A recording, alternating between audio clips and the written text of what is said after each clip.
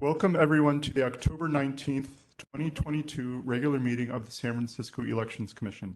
I am the President, Chris Jordanic. The time is now 6:04 p.m. and I call the meeting to order.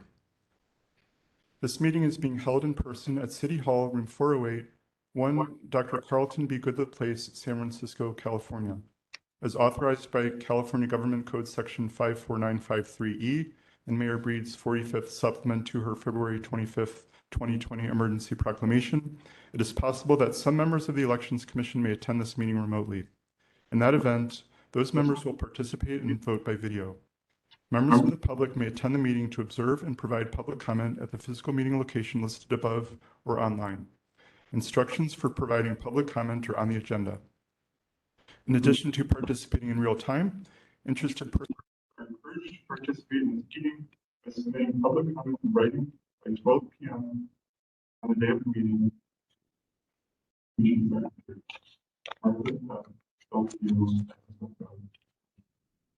we proceed further, I'd like to ask the Commission Secretary, Martí, the moderator, to explain some procedures for today.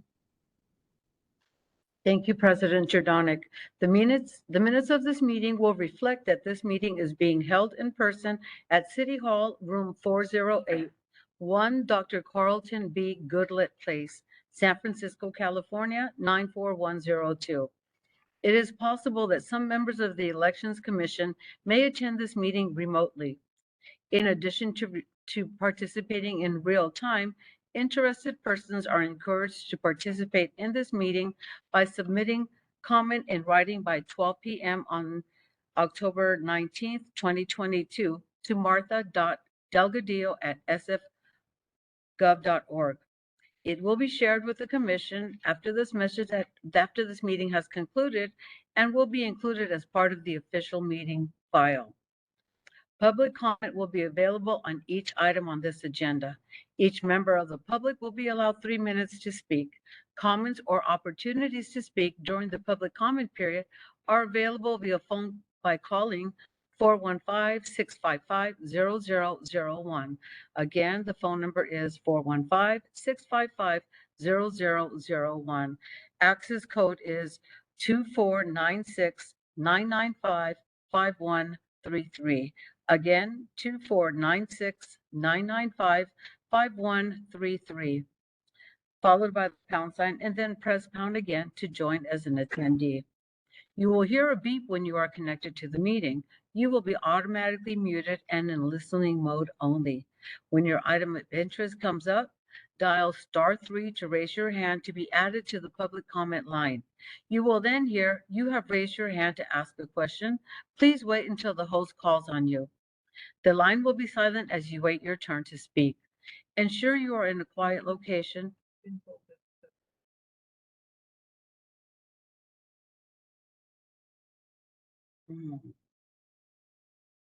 Can you hear me? Can anybody hear me? Lucy?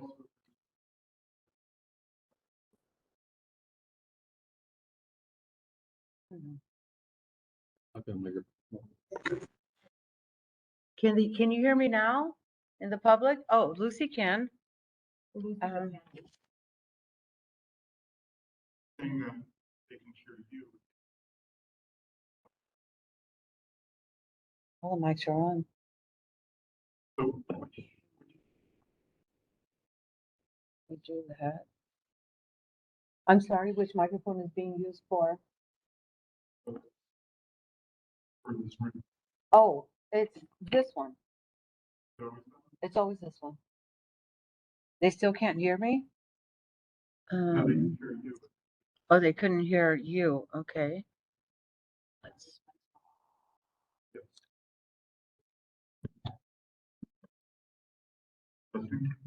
Now can they?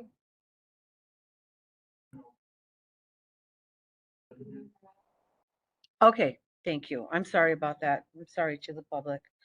I don't really couldn't tell you what the solution was, but I hit everything on the panel. So when your item of interest comes up, dial *3 to raise your hand to be added to the public comment line. You will then hear you have raised your hand to ask a question. Please wait until the host calls on you. The line will be silent as you wait your turn to speak. Ensure you are in a quiet location. Before you speak, mute the sound of any equipment around you, including television, radio, or computer. It is especially important that you mute your computer if you are watching via the web link to prevent feedback and echo when you speak. When the system message says your line has been unmuted, this is your turn to speak. You are encouraged to state your name clearly. As soon as you begin speaking, you will have 3 minutes to provide your public comment, 6 minutes if you have an interpreter. You will hear a bell go off when you have 30 seconds remaining. If you change your mind and wish to withdraw yourself from the public comment line, press *3 again. You will hear the system say you have lowered your hand. When a phone is not available, you can use your computer web browser. Make sure the participant's side panel is showing by clicking the participant's icon. Make sure the participant's panel is extended in the side panel by pressing the small arrow indicator in the panel. You should see a list of panelists followed by a list of attendees. At the bottom of the list of attendees is a small button or icon that looks like a hand. Press the hand icon to raise your hand.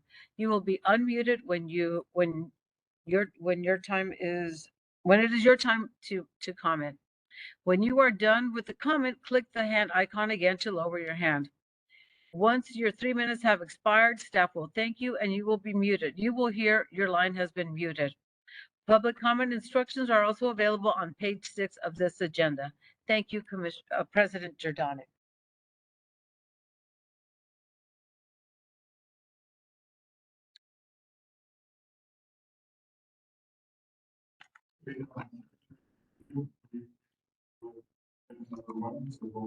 Okay, President Jordanek, Here.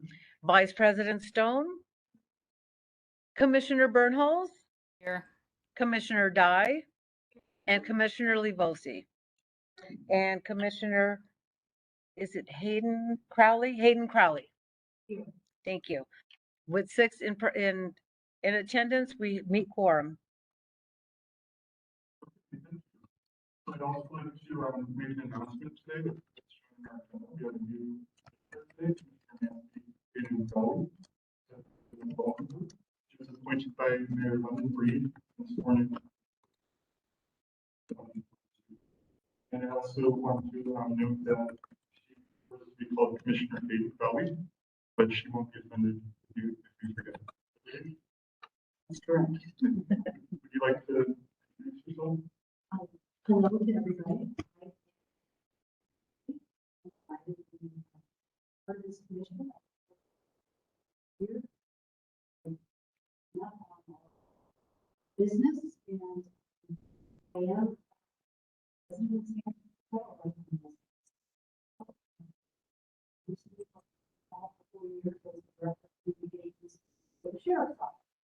So. That experience. Thank you.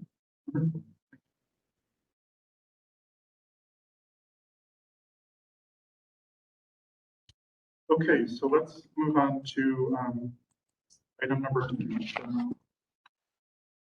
Comment on any issue within the Elections Commission's general jurisdiction that is not covered by another item. So I'm still hearing that from someone that all of the commissioners' voices are garbled. And if That's true. That's what I'm hearing also. it might be the microphone. in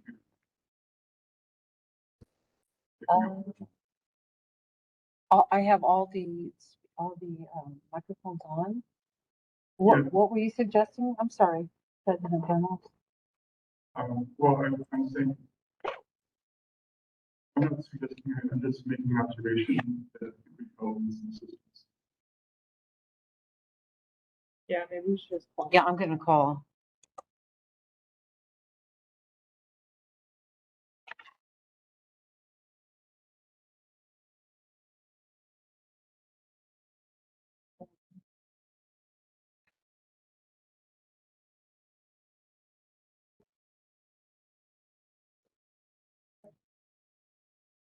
kind of vaguely. Oh, yeah.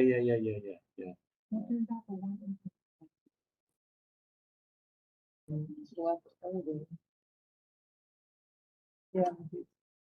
Like maybe not quick, but just.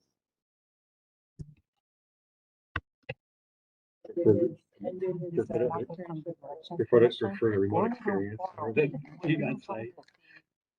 Microphones are yeah. off, the information, I'm sorry, the sound is garbled Wow, that's by pretty. persons on WebEx.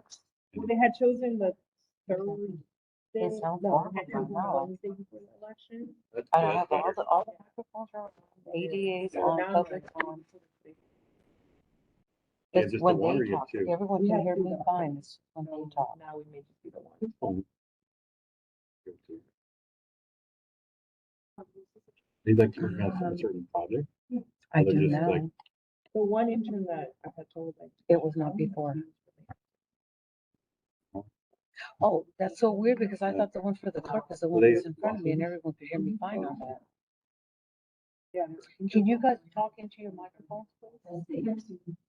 One, two.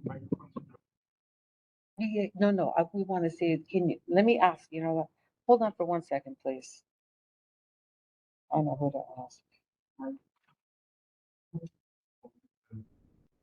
Yeah, just have a good So, meeting. members of the public, we are working on getting this, issue taken care of. If we can ask you just for a few more minutes of, patience, I apologize for this. When did we go off into?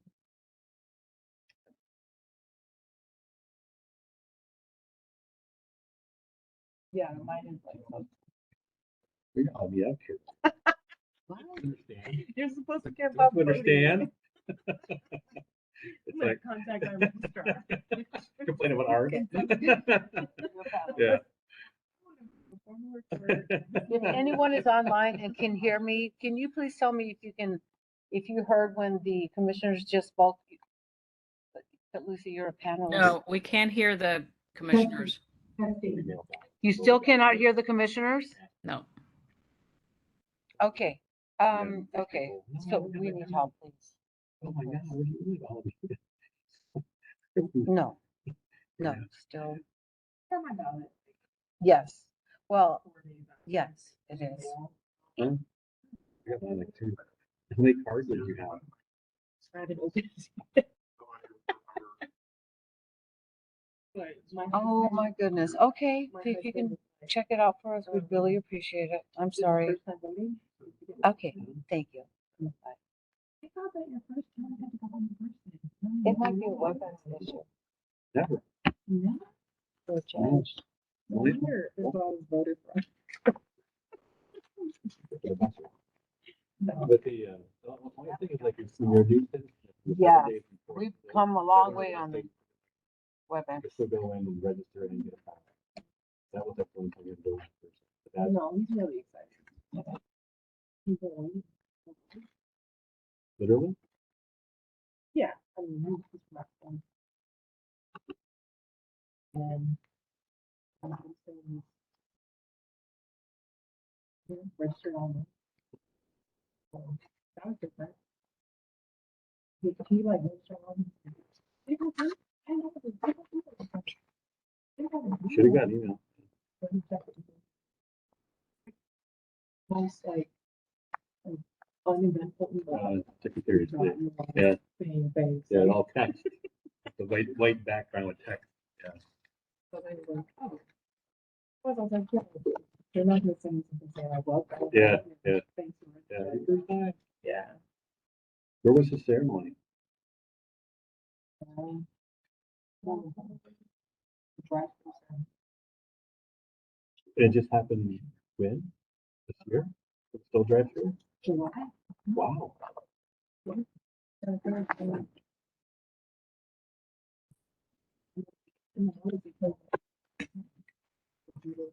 So you could like, Well.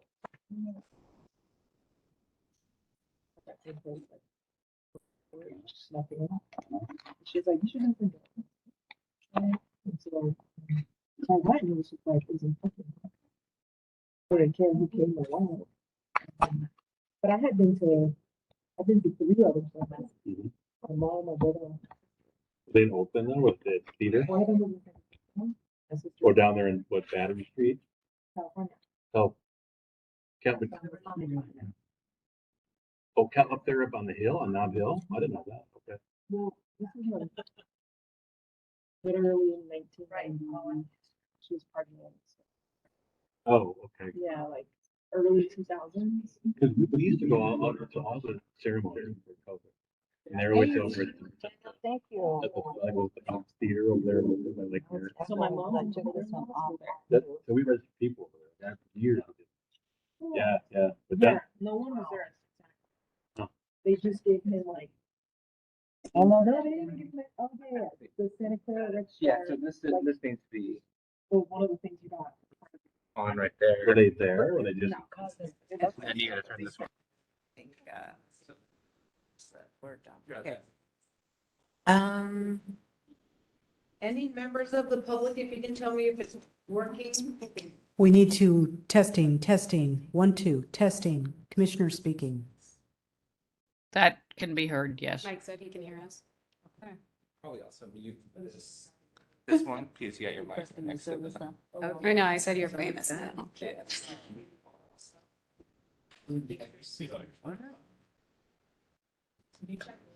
All right, can we pick it back Okay, I up? think it's fixed now. Okay, Hey, Robin?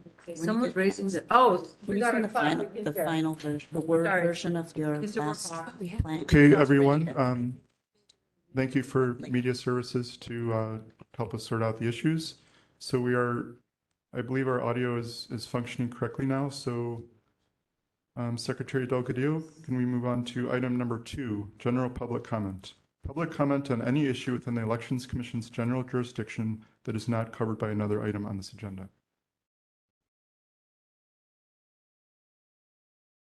So do we have any members of the public? We do have one hand up, and it is Mr. Turner. Mr. Turner, I'm going to unmute you, and you have 3 minutes to comment. Good evening, Martha. Can you hear me? Mr. Turner, you're unmuted. Can you hear me? Hello? That tech guy leave? Hello? I can hear you. Mr. Turner, you have 3 minutes to comment. Can you hear me? Martha, can you hear me? Unmuted. Okay. Mr. Turner, you have 3 minutes to comment. Martha, can you hear me? It's just awesome. Hello, Martha? They can hear him, but we can't. Mr. Turner, if you could hold on a moment, we are not able to hear your voice. So It should be muted. Mr. Turner, can you say something, please? Yes, test 1, 2, test 1, 2. This one, I knew it. Okay, you have 3 minutes to comment. Martha, can you hear me now? I can't, You can't hear him? We can't. uh-oh. Okay, we're gonna have to call again. I'm so sorry. It's okay, thank you. let's just wait for the media to get here. Daniel. What did he do? Came in and he looked at it and he ran. It's like, you guys are a mess. I'm not gonna. Yeah, like a kind of like souvenir. A bag or a pen, a magnet. Oh, flag. Yeah. A little tiny like dollar flag.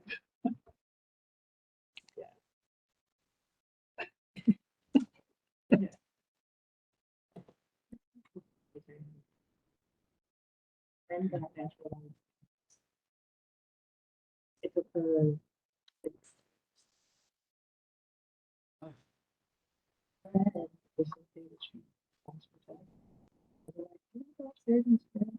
Oh,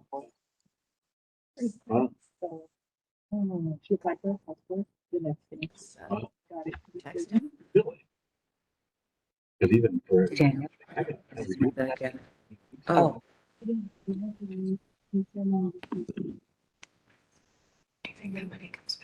Yeah.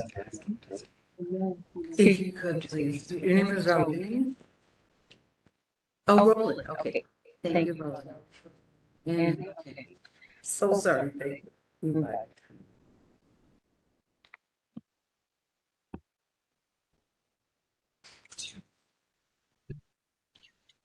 Yeah, you know. But Jen can take care of all that. Don't you worry.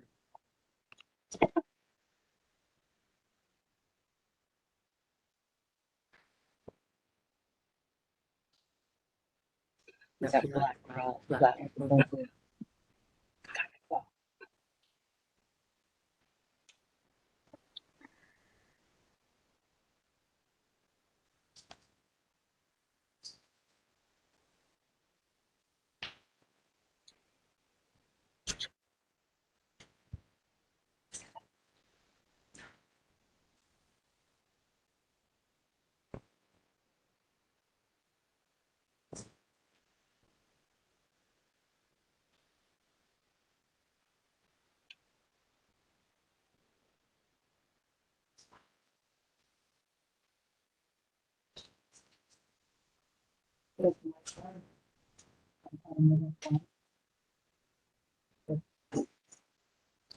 So,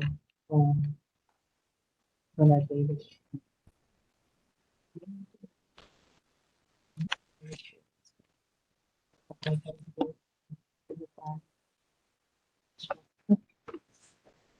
Then sing what was You got it.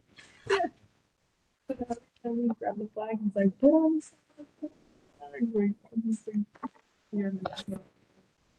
Yeah, it's so funny.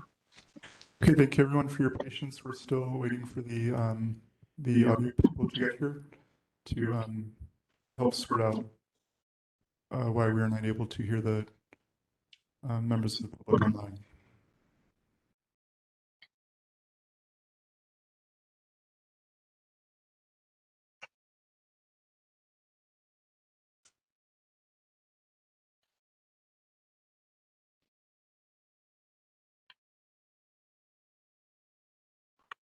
Hi, this is Martha.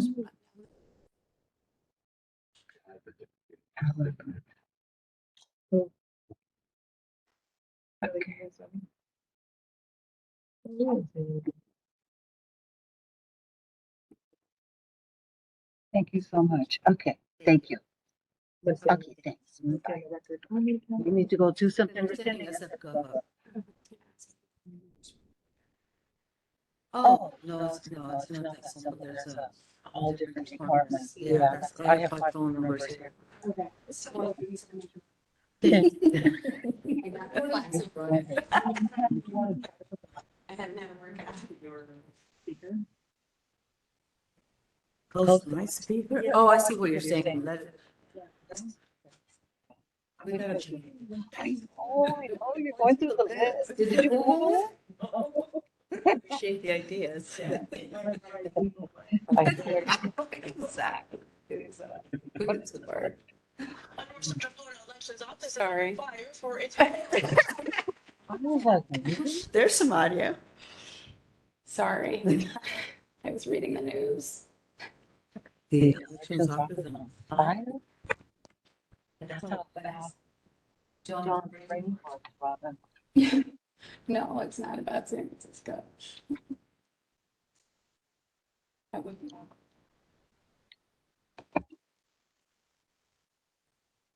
I had to use Mr. Turner. How embarrassing. I don't think that. Why us?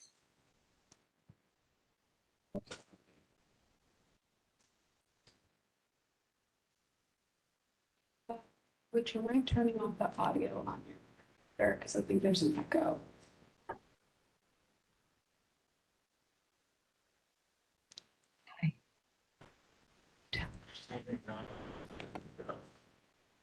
They can't hear us. They can't hear it. No. They can hear, they can actually hear Martha. There's no, once someone is, unmuted as public comment, they can't hear the public comment because all feedback is coming is from the actual. And there's an echo as well. It's for the I do public. have 3 computers on, under my login. Okay.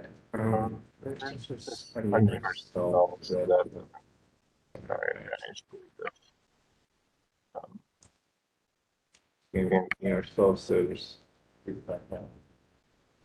Are they currently speaking at the moment? I'm So sorry? can ask them, can you unmute Mr. Turner? Unmute Mr. Turner? Yeah. Right now, Yeah, I know, because. Otherwise we get an echo. Stu, hello? Mr. Turner? Yes, can you hear me? Oh, we can Yes. hear you now. And can you hear me? I can. I think I can hear everyone. Is there an echo? Oh, perfect is what I hear. No echo currently.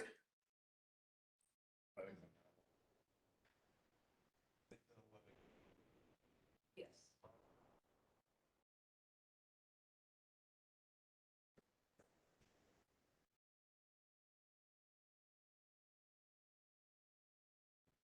Yeah, there we go. But now we're gonna be looking at me the whole time? Yeah. There will be slides, don't worry. No, you can put the speaker as the focus, right? No, because he's standing here, the speaker would be standing over there. No, whoever's on WebEx will be the focus there. You're talking about the presentation. Yes. So like that will show, probably like focus on the screen now is Right. the average. Right. Don't share their screen. Sorry about that. For the But I think, can I switch it back and forth? No, I can't. No, because I'm just, I switched it here. And you want this one? Yeah, right there on the stage. There you go. Right there, switch it. We'll take this before doing that. But let's do it. Well, I don't think I want it on either. I'll try that report. You can turn off, like turn off your There you go. video on There you your. go. Yeah, your- turn off your video. Stop the video on there. That should be. Okay, good. And maybe you want to just on your own speaker as well, just like maybe mute that just a little bit. Yep. That's why I have mute here and mute there. You should stay for a few minutes though. Please. Yeah, Thank you. you're not supposed to mute that one or else they won't be able to hear you or you won't be able to hear that. Okay, okay, I'm not gonna say anything. Okay, okay, where are my those? Timer here, that's it. Okay, Mr. Turner, you have 3 minutes to comment. I apologize and thank you so much for your patience and everyone else who's been tuned in. Thank you very much for your patience. Thank you, Martha. Can you hear me? Yes, we can. Great, thank you. And no, we don't get mad at the people that are trying to facilitate. We do take a kind of a look at the vendor, maybe that provides the system, and perhaps we should take a look at that moving forward as it seems to be recurring.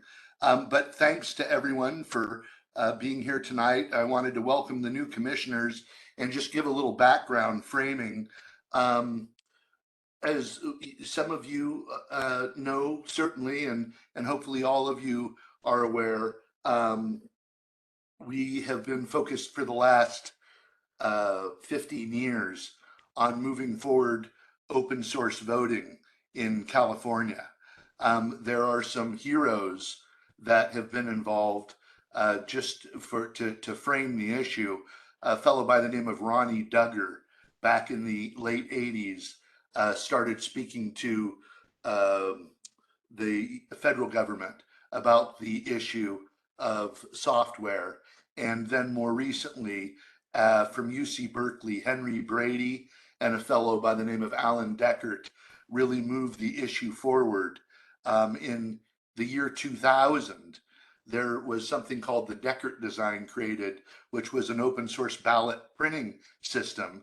Alan Deckert was a worker for the elections office in Sacramento at the time. And that design that occurred in 2000 is still the state of the art. That is what Dominion now calls their ballot printing system.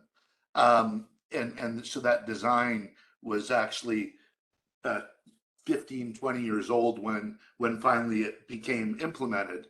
The election system security arena, just to be blunt, is a cesspool for activism. I've been an activist in this space. I started off being a anti-nuclear activist, and then my second issue I've had in my life has been election system security. And we predicted that our inability to show the loser that they clearly lost an election could cause civil unrest. And I think we saw that in 2020. 30 seconds. The issue of open source voting has now been moved forward by New Hampshire and Mississippi. So but this work comes out of California and specifically San Francisco. We haven't been able to move California, but New Hampshire and Mississippi are now implementing the open source systems. So we hope we keep focus here and keep trying. And thank Okay, you for Mr. your, Sherner, I'm sorry, we've hit the 3-minute point. thank you. Thank you. I don't see any other hands raised. I don't see any other hands raised for comment. Okay, then we'll close public comment and we will move on to item number 3, discussion possible action on resolution on continuation of remote elections commission meetings. So for this item, we have the usual memo from the city attorney as well as the proposed resolution. So do we have a motion? I motion that we approve or adopt the resolution. Second. Okay, is there any commissioner discussion? Okay, seeing none, let's open it up to public comment on item number 3. I don't see any hands raised. Okay, so then take a roll call vote. Okay, President Jordanic, how do you vote? Yes? Vice President Stone, Yes. Commissioner Bernholz, Yes. Commissioner Dye, Aye. Commissioner Livosi, Yes. and Commissioner Hayden Crowley. Yes. Okay, 6 in the affirmative, it passes.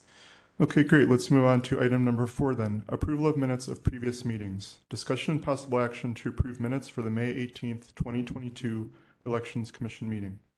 So for this item, we have 2 packet items. We have the original draft minutes as well as some suggested edits from Commissioner Dye. Commissioner Dye, would you like to say anything about your edits? Yeah, I just wanted to make sure it was reflected in the minutes that then Commissioner Stone and then Commissioner Shapiro and I were tasked to develop a plan for the redistricting initiative. Commissioner Hayden Crowley? I won't be voting on this since I wasn't at the meeting, but I did have a question about it. Did you mean to delete what was there and replace it? I'm looking specifically at item 10, where it looks like you deleted a couple of sentences regarding what the DCA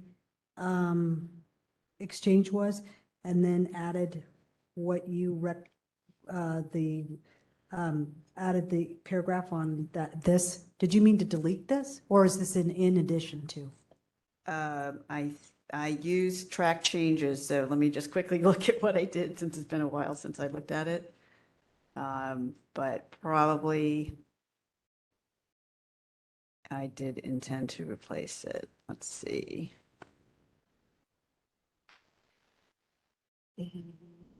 Item 10.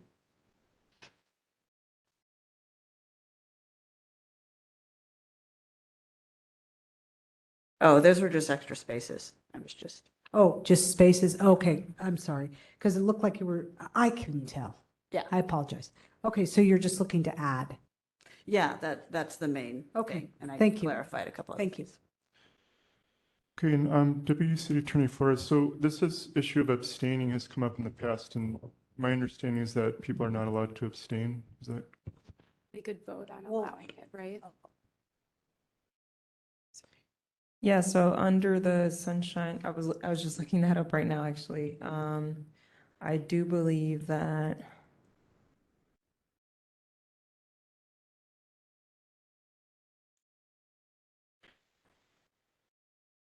there are certain exceptions, and if the by a majority vote of the members, you may excuse a member from voting on a matter for any reason.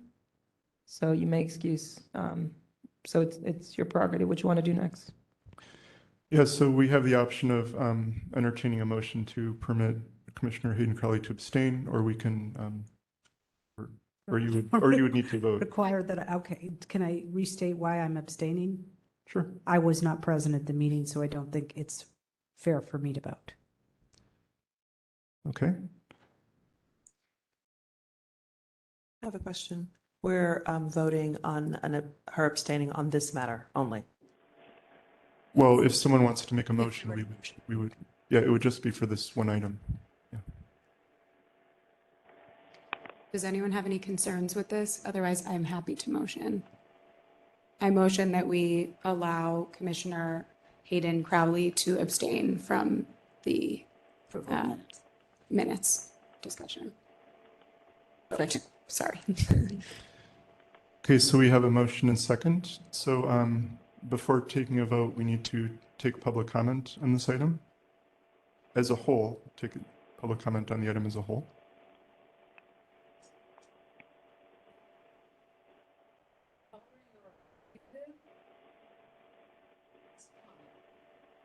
Can you hear me now? Yes. Great. It's David Pilpel. I'm having computer issues as well. It's not just you guys, it's everyone. So a couple of things. Welcome to the new commissioner. Hello. On the question of abstentions, usually when a new commissioner joins, that person reviews the minutes and just is and generally votes on the minutes with the understanding that if the majority of the body believes that they are a fair representation of what happened, then that's good enough. Whether or not a member is present at a meeting, one generally votes. It is unusual, in my experience, for a commission to excuse an individual commissioner from voting on a particular item, even something as minor as minutes, simply because they join the body. There's a normal transition of members, and new members generally just vote on the minutes at the first meeting if they were not present for that meeting. On the minutes themselves, I noticed a couple of quick things. On the continuation pages, the top has the June date. I believe these are the May minutes and not the June minutes, so I would correct the continuation pages. On item 4, I think it's clear enough that no action was taken on the April and I think also the February draft minutes, but just so that it's very clear that the only action taken on item 4 at that meeting was to approve the January minutes. On item 6, I would make more clear reference to the June election by adding the word election at the end of the item, whether it's a direct primary election, consolidated, general, whatever, that it always has the word election at the end of a thing. And on item 10, if I can pull that up quickly, one moment. Wrong way, darn it. Please give me a moment, and I'll have it.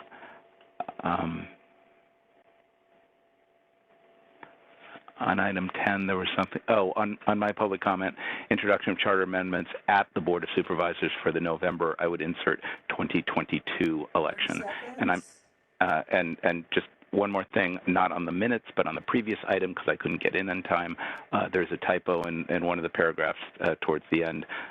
Should be the Elections Commission, and it says THEE, and I think you can make just a minor typo fix, THE. Thank you very much for listening. Yeah, Commissioner Hayden Crowley. In the interest of not extending this discussion any further, I withdraw my request and I will vote on the minutes. Thank you. Okay. So does the motion need to be withdrawn as well for it to be by the person that made the motion? Yeah, just go ahead and withdraw the motion. Yeah. Okay, so the motion has been withdrawn. So on to the minutes themselves. And there are no other members of the public? There are no other members of the public who have Okay. that. So on the minutes themselves, do we have further discussion or a motion? I motion that we make the typo changes offline, but approve the minutes as it stands. That's amended. Correct. Yes. Okay, and then do we have a second? Second. By Commissioner Dye. Okay, is there any additional discussion before we take a vote on this motion? Okay, seeing none. Secretary Delgadillo? Okay, President Giordano, how do you vote? Yes. Vice President Stone? Yes. Commissioner Bernholz? Yes. Commissioner Dye? Aye. Commissioner Lee Volsi? Yes. And Commissioner Hayden Crowley? Yes. Okay, with 6 in the affirmative, the motion passes. Okay, great. So let's move on to agenda item number 5, selection and hiring process for Director of Elections position. Discussion and possible action regarding the selection and hiring process for the position of Director of Elections. The Director of Elections' current 5-year term expires at 12 a.m. on April 14th, 2023. The charter requires that the commission appoint a director for the next term at least 30 days before the expiration of the current term. SF Charter Section 13-104. The commission may decide either to appoint the incumbent director to an additional 5-year term or to engage in a competitive selection process in which the incumbent director may participate. Okay, so for this item, I just want to make a few comments before we get started. So I'd like to begin this item just by responding to a comment that was made by a member of the public at the last meeting, just by saying I want to emphasize that with this item, there's nothing bad or out of the ordinary going on. This is a normal process that our city's charter says needs to happen every 5 years. And the reason we're doing it now is that we were advised that it's normal to allow at least 6 months in case we want to have a selection process. And the last time our commission discussed this topic, which was 5 years ago, our commission wasn't told until February, which did not allow us to have, a choice in the matter. And I also wanted to comment on the date. There was a little bit of a confusion about the date that Director Arntz's term ends, and it was originally May 21st, which was how it appeared 5 years ago. And then after the last meeting, I learned from Director Arntz that he thought it was April 14th, but it's back. It's actually still May 21st. So there's no change with the date there.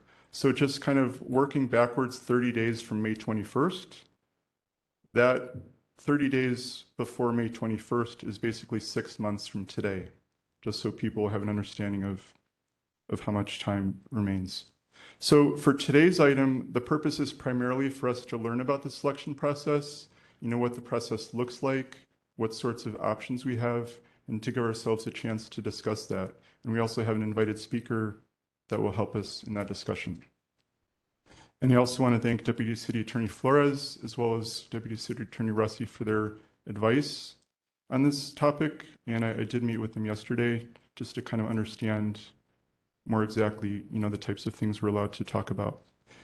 And I want to say one more thing about the packet item before we open it up to questions and introducing our speaker. And that is, we have a 9-page document which outlines the rules for the hiring process for the director. And the last 4 of those pages it's about removal for cause, which does not apply. So it's more just the first 5 pages of that, which are relevant for us. So before we move to our speaker, and Secretary Delgadillo, could you promote him to a panelist?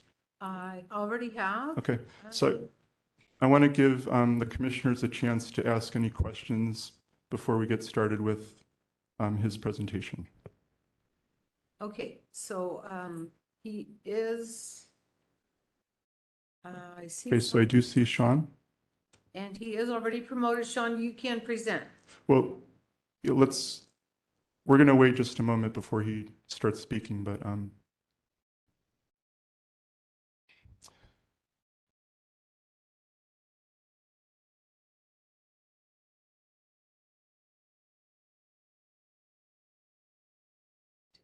we're just kind of sorting out the technical. Yeah, there he is. I'm here. There he is. Yeah, I'm here. I can hear you. Hopefully you all can hear me. Great. So Shawn, we're going to just take 1 minute just to give the commissioners a chance to like maybe ask questions about the general item before we get into your presentation. So does anyone have any questions or comments about anything before we get started? Okay. I did want to just say one thing for Commissioner Hayden Crowley, since you weren't at the last meeting. We did also ask Director Ernst if he wanted to be reappointed, and he said yes, just so you were all on the same page. Thank you.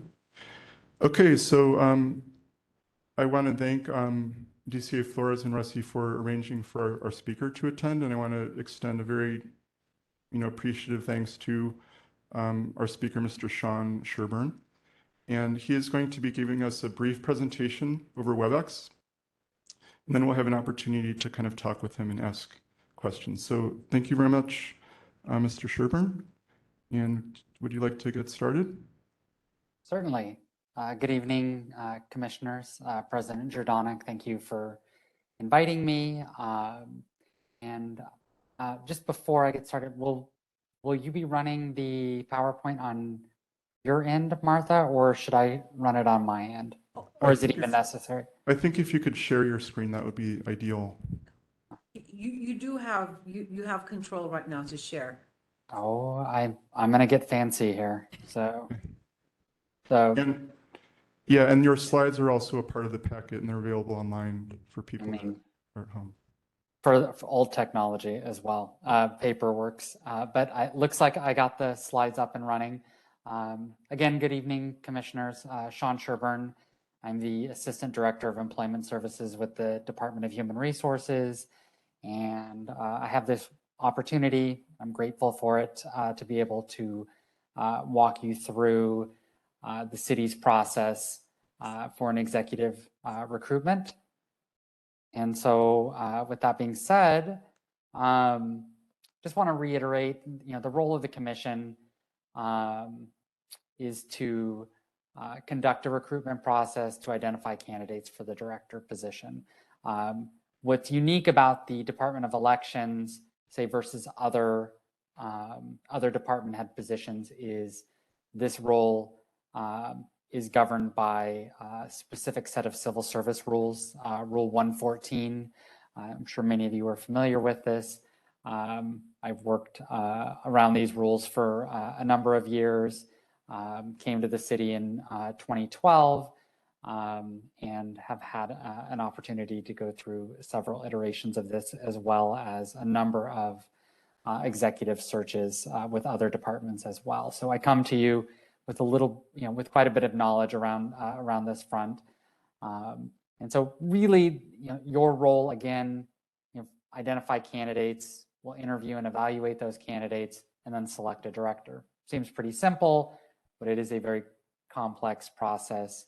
And it is one that we very much subscribe to, wanting to have an executive search firm that would help the commission, help DHR, help me navigate this process with you all.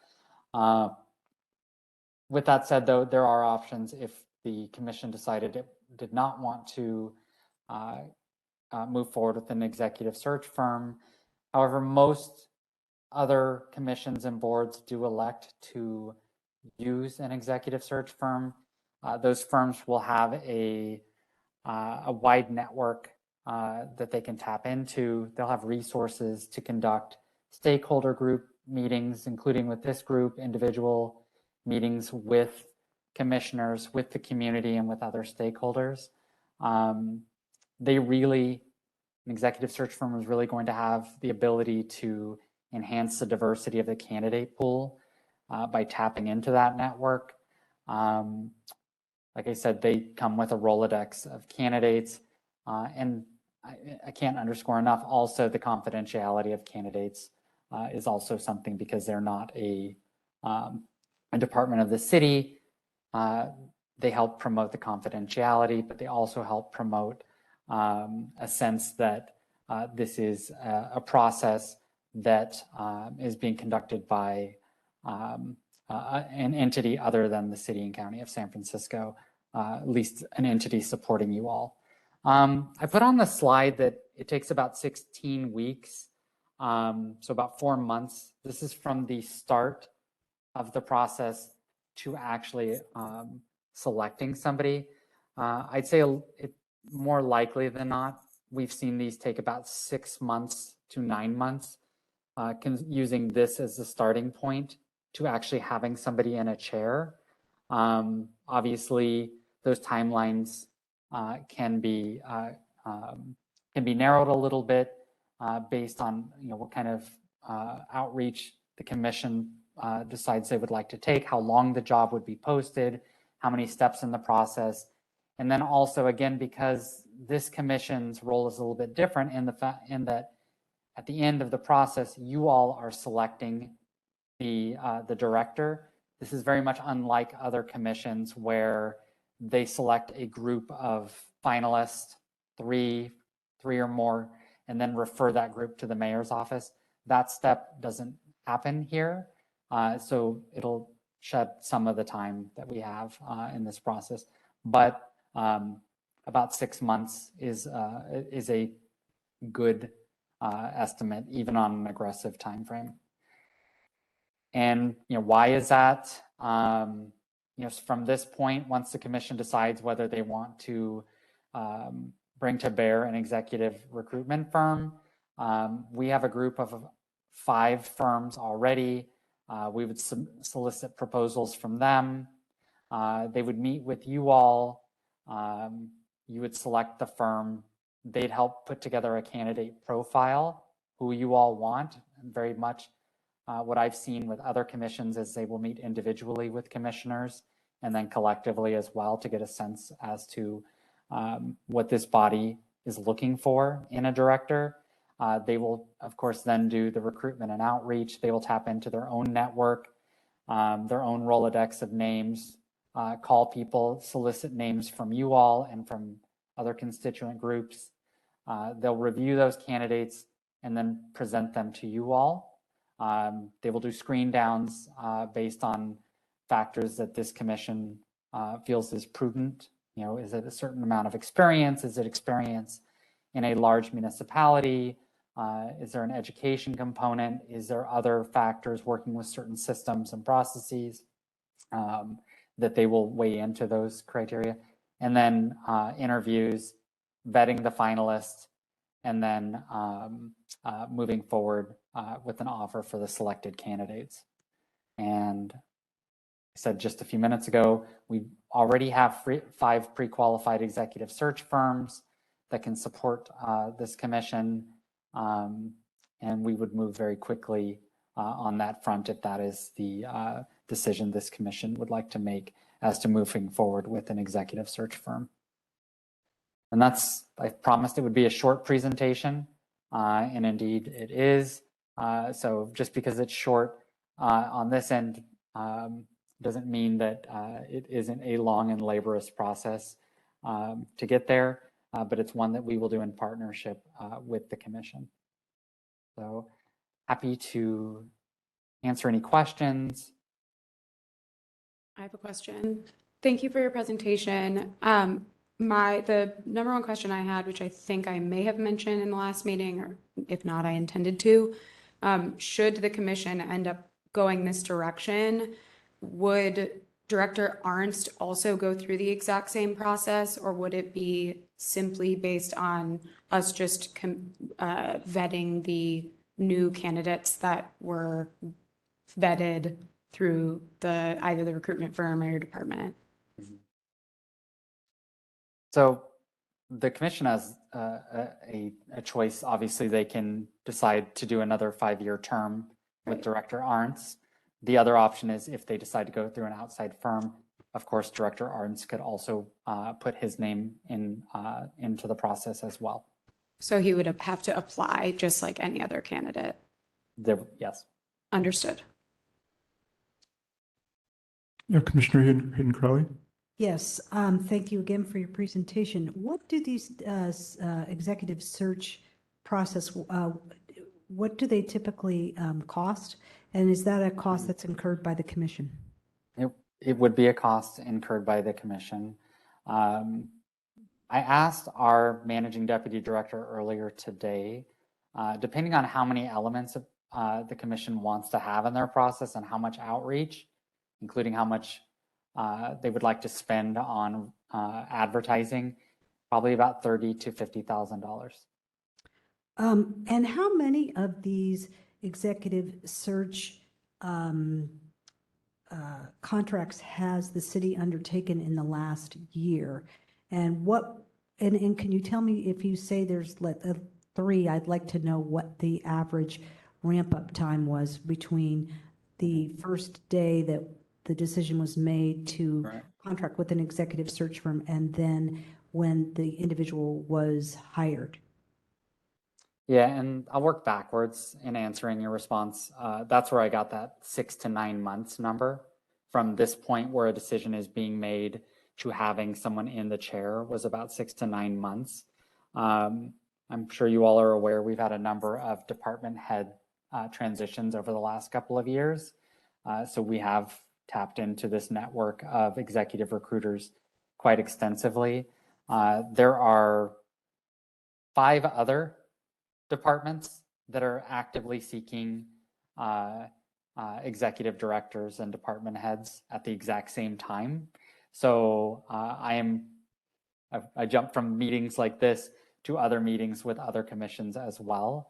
The 2 that have already met with us have already decided to move forward with executive search firms for the exact reason that they want to engage stakeholders.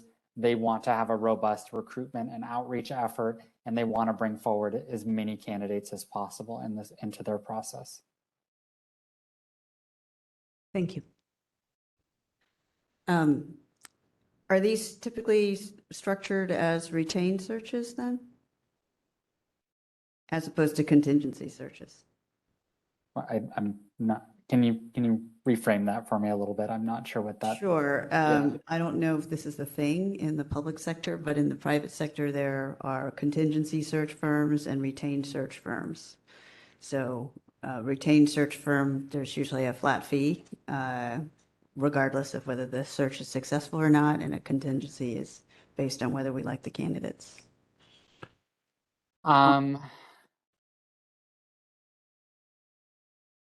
I'd have to look into that aspect a little bit more. I think what I've seen from prior executive searches was that if we didn't find a candidate, there would be a contingency. And I think this is what you're speaking to, that they could go back out. It's all based on a fixed cost. But specifically each contract's going to differ. And that would be an important element to evaluate in looking at the proposals that we got. Like we said, we have 5 pre-approved vendors. Those vendors, hopefully each one of them would put a proposal in. And that is one thing that I think, because you brought it up and because it's important, that we'd need to evaluate. I have not seen the instance where we've had unsuccessful recruitments. So that's why it's a little bit of a challenge for me to answer that. But yes, I do know that those elements are covered in the contracts, in the proposals. What happens if? I can't speak to what those specifically would be because they differ by vendor. Yeah, just to clarify, usually contingent search firms, that you might engage with multiple search firms at the same time, which is probably not the way that it is done in the public sector, but. Yeah, we would pick one vendor. Okay. I'm sorry, I have one more question. Does it happen where how often has it happened in the last year or 2 where the city has conducted these executive search contracts and selected the internal candidate? So the 2 that I worked on recently, it was a split. One, they selected an internal person. Actually, they selected a commissioner to be their department head, and the other one came from Washington, D.C. So I think more often than not, we are seeing candidates come from internally in the city, either from that department or from elsewhere. I'm just thinking, I'm trying to think over the last year when we've had department heads. A lot of them have been folks that have moved into interim roles and then ultimately were hired permanently. We have a number of examples of that. But I think you see the news as well. As we've had department head turnover and transitions over the last couple of years. You know the PUC director came from the city attorney's office. Public Works has an interim director right now. And then I would say that the other 4 recruitments that I'm speaking with commissioners about, I have not gotten a sense from them that there are internal candidates. I think they're even going to be challenged to find interim folks. Thank you. So I have just a couple questions. So in these civil code rules, one of the sections says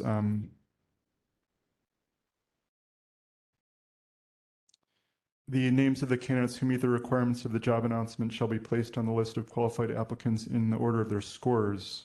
There must be a minimum of 3 qualified applicants. So how would that work? Would like the DHR, they would evaluate the candidates against a scoring rubric or, and then can you say a little bit more about that? Yeah, so I work in DHR, so obviously I'm much more familiar with our civil service rules. And so this is, it's not necessarily analogous to an eligible list where we would see, 100 people on a list in rank order because folks took a test. This is very much either the executive search firm or DHR will work with the commission to set up scoring rubrics or criteria. Just generalizing here, it could be as simple as a management test that already exists that I, as an HR professional, would recommend that your candidates take. We've done this for other departments that yields a score. It could be scores that you all provide as part of an interview process. Those scores would be tabulated and that would be the rank order. I think the thing that you hit on that was most important here is that in order to fulfill the requirement under this section of the civil service rules, it has to at least be 3 qualified candidates. If it were going to be less than that, you would have to go to the Civil Service Commission to get their approval to move forward with less than 3 people. But I don't imagine that would be the case here. I imagine you would have multiple qualified candidates. So just to follow on, for clarification, would it be the commission that is doing the scoring or DHR that's doing the scoring? We provide the criteria, correct? We provide the criteria of the scoring of what we want. Is that correct? So I'll just highlight again those 2. One is you can take we can push forward, say, a standardized management test that we already have.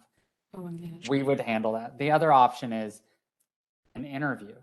I would say most commissions, most boards would either as a whole interview candidates, or they would select a subset of commissioners to do those interviews until there's a finalist. I haven't seen too many instances where the commission or board has asked other people to conduct those interviews on their behalf. But these are all discussions that would be iterative with the commission about how they would like to evaluate candidates. Obviously, an executive search firm or DHR would bring forward ideas. I've highlighted 2 of them. Management test battery could be one. Interviews could be another. How those interviews are conducted is really going to be a decision that this commission would make. So it's up to us, basically. Just Correct. wanted to clarify that. Yeah, we would help. The executive search firm or DHR would help in creating interview questions, filtering those through the commission, making sure that the questions you want to ask are in there, and then help put together some scoring rubrics around that so that we have some consistency on that front.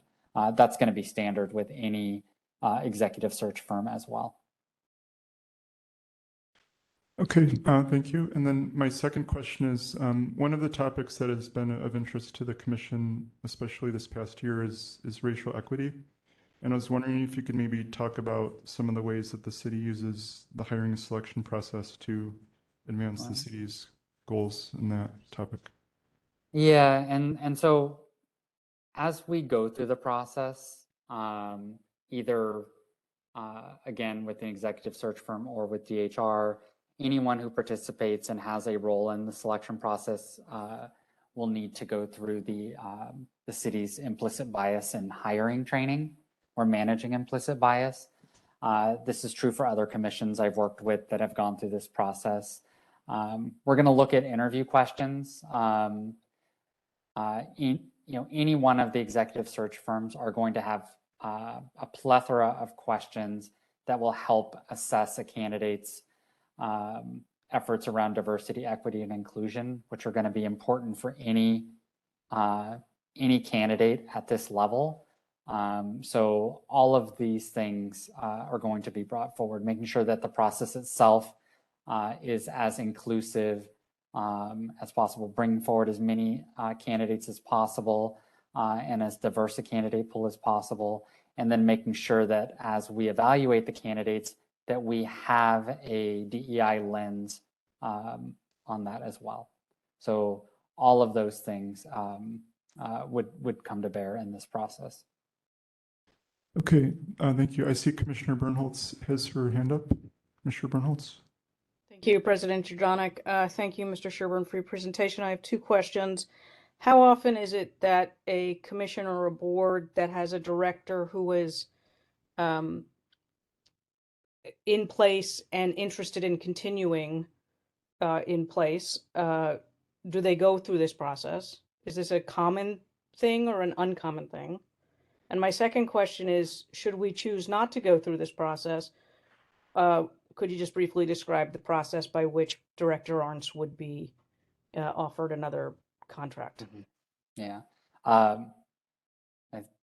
I think you set the table for me on this one. This is truly unique to this commission. Most other instances, this sort of discussion or process would take place because a department head has been resigned, left, separated, or their commission or the mayor has let them go. This is truly unique for this entity because of the term that is applied to your director, that it is a 5-year term subject to renewal. And that gets at the second part of your question, which is the only thing the rule really prescribes is that you give the current director at least 30 days notice before the end of their term as to what action you're planning to take, whether it's to renew the contract for another 5 years, renew the term for another 5 years, or if they're going through this, if the commission decides to go through this executive recruitment process, I would say that the current director would understand that the commission is looking at all options at that point. But really, it's that 30 days before the end of the director's term that I think is what you will probably need to take most notice of. And I know the city attorney has been working with you all to make sure that we stay honest with those timelines. Thank you. I just had a follow-up question on that quickly. So you said that what's unique about this situation is the element of the term and that is subject to renewal. So just so I understand, other commissions and department heads don't have that same 5-year term subject to renewal? Is it just? They an serve at the, open- okay. they serve at the pleasure of the appointing officer. It's not a term at all. Yeah. It's not the length of the term that's unique. It's the fact that we have term subject to renewal. Correct. Yeah, it could be a 3-year term, a 4-year term, or a 5-year term. as Understood. it is, yeah. Thank you for clarifying. Okay, so are there any other questions? Okay, so why don't we, do commissioners have a preference as to whether we open it up for public comment or discuss things a little bit more before we do that? Okay, let's open it up to public comment. This is item number 5. Okay, so we do have a caller on the line. Caller, you have 3 minutes to comment, and you are commenting on selection and hiring process for Director of Elections position. You're unmuted. Can you hear me now? Yes. Great. David Philpell again. Sorry, still having technical issues. So I appreciate the presentation and the discussion.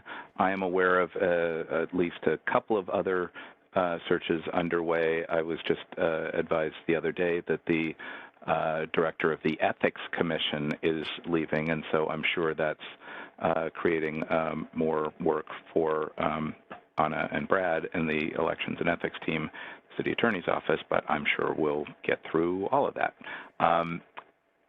President Jordanic made reference to a 9-page memo. I don't know if that's an old memo or a new memo, if that's public or not. If it's possible to make that public, that might help the rest of us out in the world here. I can't remember, and I apologize for that, if there was a 2005 memo from Julie Mall about the director selection and how all of that works. I could go back and check my old Julie Mall file.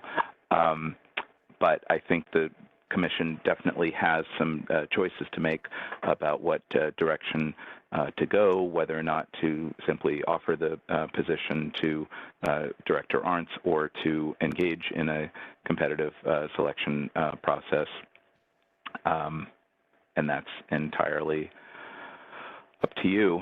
I mean, it's been said before, if Director Arntz is good enough to do the job and crazy enough to take the job, then maybe you should, jump at that before he changes his mind. But that's entirely up to you. I think regardless of the status of that 9-page memo, I think it would be incredibly helpful both to you and to the public for the city attorney, possibly with DHR, to lay out very clearly which of those selection steps, even if it is unique to this position, are appropriate in open session and with public comment, like the desired qualities and all of that, and which things are absolutely in closed session, i.e. the names and the interview and probably the scores.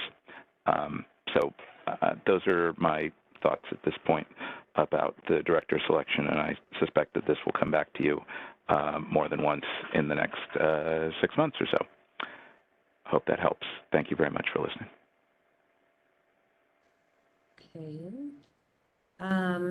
Mr. Turner, you are commenting on the selection and hiring process for Director of Elections position. You're unmuted and you have 3 minutes to comment. Thank you, Martha. Can you hear me? Yes, we can. Thank you. Thank you to Mr. Sherburne for the presentation. I'll go quicker this time for my 3 minutes. The public encourages strongly an executive search firm to come in and provide a competitive selection process. For reasons stated, the racial equity aspect is obvious, and some others. We've, though this is a nonpartisan issue, I myself have put open source voting in the platform along with my dear friend Christine Pelosi in the California Democratic Party platform. So we're hoping San Francisco moves forward with some better technology that sets precedent for the United States and follows New Hampshire and Mississippi toward better technology. We haven't had much luck with John Arntz. It's not John's fault. I think he's a good person, but, we've had this relationship with one particular salesperson, Steve Bennett, and there's been a tremendous amount of negative publicity about Steve Bennett, the representative currently for Dominion, previous for Sequoia, that has made public statement that people in San Francisco don't care about elections, that we're ignorant, and that John and the department is Dominion's well-oiled machine.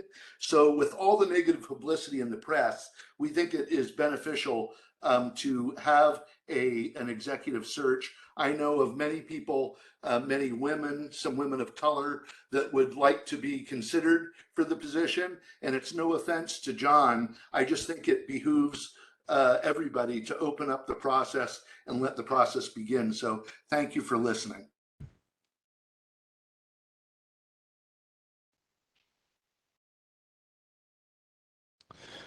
Okay, is there anyone else? I don't see any other hands raised. I'm sorry. Okay, thank you, Mr. Turner. Just on Mr. Pilpel's comment, the 9-page document I was referring to was the only document that was attached to this item, prior to the addition of the slides. It was the Civil Service Rule 114, Article 7. So that is available for people to view online. So yeah, Mr. Sherburne, I'm just going to give the commissioners one more opportunity to ask questions while you're here, and then we'll move on. But I do want to thank you again for taking the time to be here for us, and it's very helpful, and we appreciate the information that you shared with us. Thank you. So anyone else? Okay, so yeah, so we will. I think the question portion is completed. So thank you again, Mr. Sherburne. Okay, so as it stands, I think the plan was for us to have another closed session next month. And then I think we will probably have this same item again if we, depending on if we make a decision, we'd want to have the ability to, continue to discuss about the process. So given Mr. Sherburne's estimate of timeline and given where we are with the deadline, don't we want to start sooner rather than later if we want to give ourselves options? Well, yeah, so that's something we can talk about right now. May I jump in on that? Or were you gonna, sorry. No, go ahead. I interrupted again. Go ahead. Well, I was just going to say that we can discuss that now. It's just that if we have that discussion, we would need to limit ourselves to points that are not related to, Director Ence's performance, just kind of in the abstract. But yeah, we can certainly talk about that now. But, So can I jump in on that? Sure. So while I see the value of time, we have a very big election coming up, and I think that should be our top priority. And also if we're going to have it be a search and the director who's already indicated an interest in being reappointed would have to then go through that process in the midst of the election and preparing for the election and then the weeks after the election, I personally don't believe that's in the best interest of the department. I would prefer we wait until November. I wholeheartedly agree with that comment. I have a practical comment. Does this commission have an additional 30 to 50,000 sitting around to invest in this? No. Does the commission actually have a budget? yeah, so that's actually, is Shawn still around, or Mr. Sherburne? Yep, there he is. I am. Oh, there you, wow, There. okay. Yeah, would you be able to speak to that? Like, where would the money come from, I guess is the question. Right. I mean, typically with other commissions and boards, it's because the position is vacant. So you highlighted a couple other commissions, ethics being one of them. They will have a period of time, probably about 6 months, where they will not have that director position filled.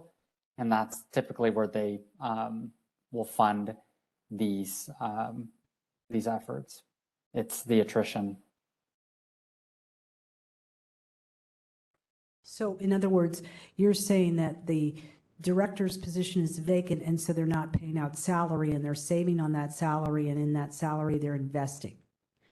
Okay. That's correct. And we are in a unique position where I do think the integrity of elections couldn't be more important. And I don't, I'm not privy to what this gone on with this commission, but I've not heard, just based on the little bit of research I've done, that there's been any significant objection to Director Arndt's performance. So there is that. I mean, I would hate to become the object. I understand what the public comment has been with Mr. Turner, is it? Sorry, And his interest, but I do think that there is a separate interest. Commissioner Hayden Crowley, my apologies to interrupt you, but I get it. Excuse me, and I apologize. no worries. I just wanted to stop you before we go into territory where we're not supposed to during open session. Yes. So any evaluation of the director's performance or comments about the director's performance should be reserved for closed session.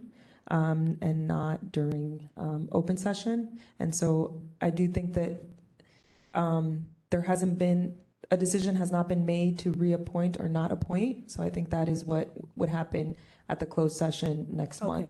I apologize, rookie mistake. Thank you. So I just wanted to respond to Vice President Stone's comment. I completely agree, but there's the groundwork, as Mr. Sherburne pointed out, of finding an executive search firm, that all that takes time. So I'm a big believer in preserving our options. I think that this commission, this body has not undertaken a competitive selection process for 20 years. And it's actually unusual that what we have. I think Mr. Sherburne was saying, we have this unique kind of situation in San Francisco. Most registrars are actually elected, and so it's actually unusual that there's this five-year contract in the first place. And I just think, in consideration of the city's racial equity plan, that it's important to open up and consider the possibility of encouraging other candidates who could occupy top spots. And I think this is completely independent of performance. So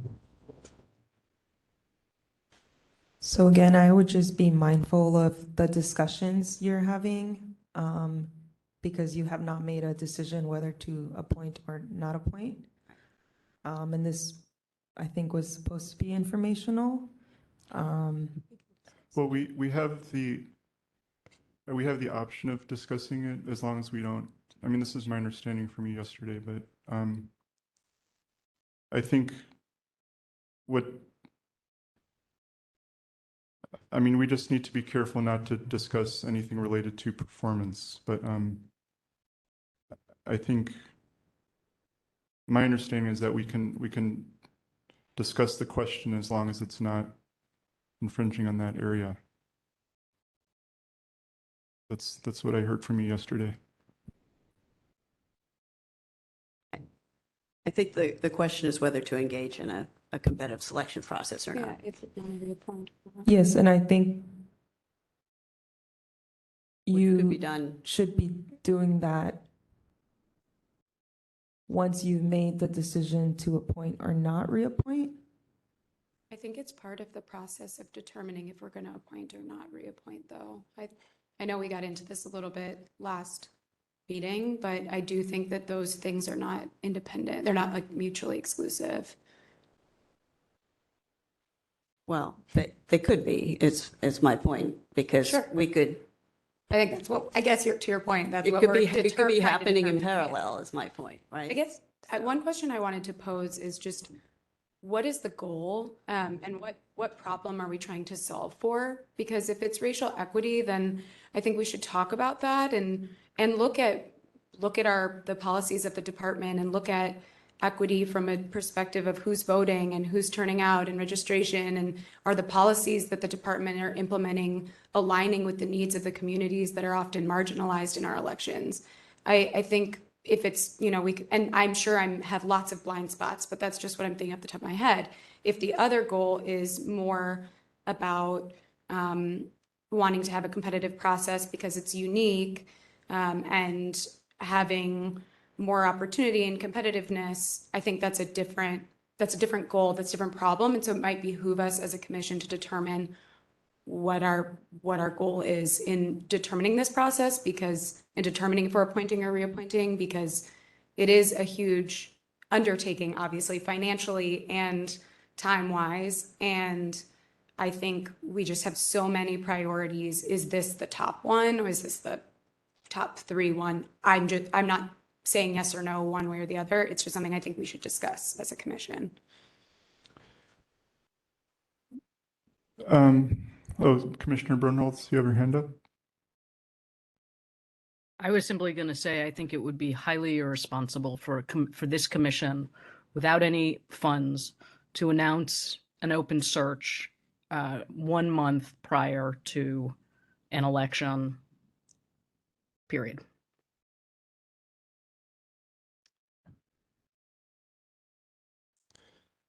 So my question is, it seems to me that given that we have a unique process here because of the kind of commission that we are, that the question about budget is a very real and practical one. I would assume it would come from the Department of Elections if the if DHR is not going to fund it, which is what I understood from Mr. Sherburne. Is that right? This would come from the department, yes, from elections.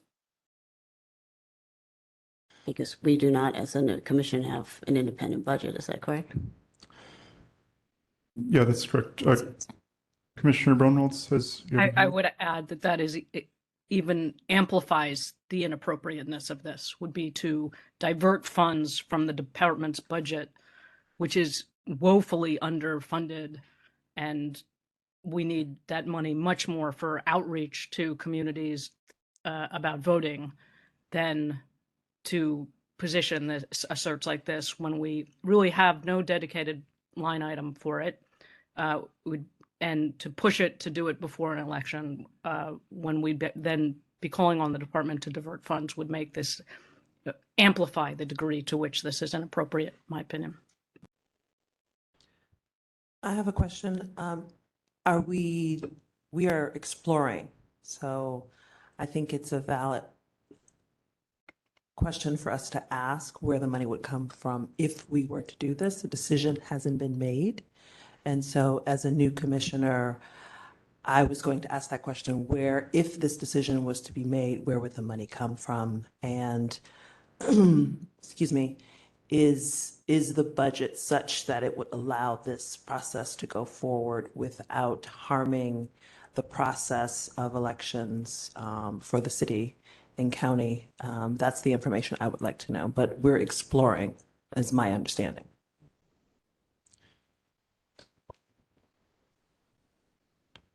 So my suggestion, because Commissioner Hayden Crowley clearly wants to talk about John's performance. Oh, no, I don't.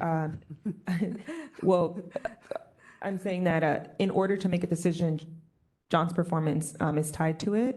So this discussion should be reserved for closed session where all commissioners can actually put input into what they, speak on what they want to speak on without being stopped by the law, the Brown Act.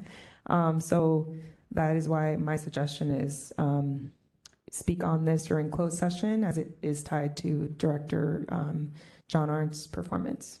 Even a question about budget and money and where money would come from, which should be in closed session? No, that could be during open session, but you know, it's almost like you all are having little mini discussions because we can't fully have this bigger discussion about appointment or not because we have to discuss Director Arndt's performance, and that can only be done in closed session. So actually, we've talked about budget and we've talked about the possibility of opening up a selection process. I don't think anyone's been talking about Director Arndt's performance, so. I inadvertently flirted with it and I did not intend to do so. So I was only looking at it from my lens is first always very practically driven. And budget is paramount. And we have. It's a good question. Based on a lot of what Commissioner Stone brought up, mentioning the other priorities, and this is my first meeting, and I'm talking way more than I ever thought I would, although, I don't know, it's somewhat predictable. But anyway, I did read over a lot of, I read over the materials, I read over the election plan, I've listened to your last meeting, and the group has a lot of priorities, a lot of things on the table. So I actually do think that that's something that could come up in the closed session in the context of all of this. That Commissioner Stone articulated so well. We have to figure out, as well as Commissioner Bernholz, we have to figure out what is the most important. We can't do it all. That's, you know, that I think is something that needs to be hashed out, fleshed out, whatever. May I just add, thank you for you finished. Right? I am finished, Okay, thank no. you. I also just was thinking as you were talking about this element of, let's say we do move forward with the process, hypothetically. Let's say Director Arndt's did not receive the offer, we received a different candidate. Hypothetically, let's say Proposition H goes through and other things change legislatively, legally, that have enormous implications for the department, and we have an entirely new director right after those things are passed that we are bound to actually implement. And I know that Proposition H has enormous implications if it is to be passed for just daily administration of elections. So we would have to, that person, unless they're intimately familiar with that exact process, there would be onboarding into the department and implementing these processes. I think it's just another consideration of thinking about the implications around right now. It is not necessarily anything to do with the whether it makes sense to go through the process or not. It's more just a consideration that we haven't brought up at all. So I think there's always going to be another election. We only have this responsibility every 5 years. So I think it has to be one of our priorities at this time because it's a unique time.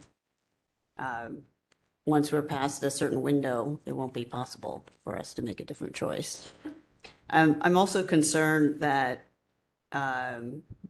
this discussion about budget is that the implication that we would always be locked into a decision because we have someone in the job. That doesn't seem like, if we're an oversight commission, you know, we ought to be able to, again, look at our options for the good of the city and for the good of our elections, regardless of if there's someone in the job or not. So it's a unique time, and I'm just concerned about how much time we have to do it. I think we could push it for one meeting, but I think we would have to decide whether to move forward or not no later than the next meeting. And my concern is there's some upfront work just to figure out the executive search firms, and I feel like that's something that maybe could be started sooner rather than later.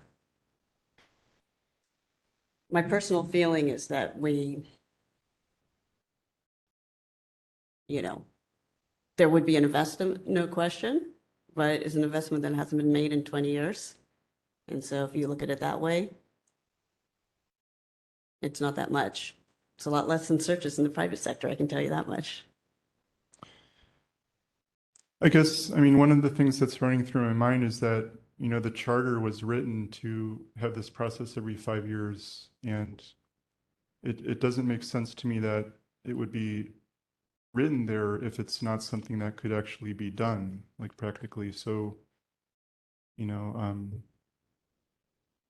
why would they have this process here where it's, if a commission actually tries to do the process, it's not, you know, it's not meant to be used or something. I did try to, I talked with our, you know, former Commissioner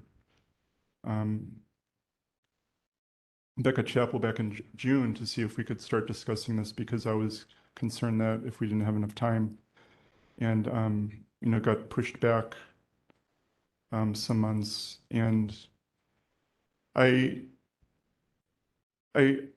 just don't, what I guess I don't like is that if it's sort of like the circumstances are forcing one decision to be made and we don't actually have a chance to kind of like just discuss it on its merits. And I mean, you know, 75% of counties in California, they elect their registrar every 4 years. So, and in all of those counties, it's not a case where the person's not replaceable. So I think even in counties where the director is doing really well, you know, the voters they reelect the person. And I think in Director Arndt's case, we could, you know, select Director Arndt's again.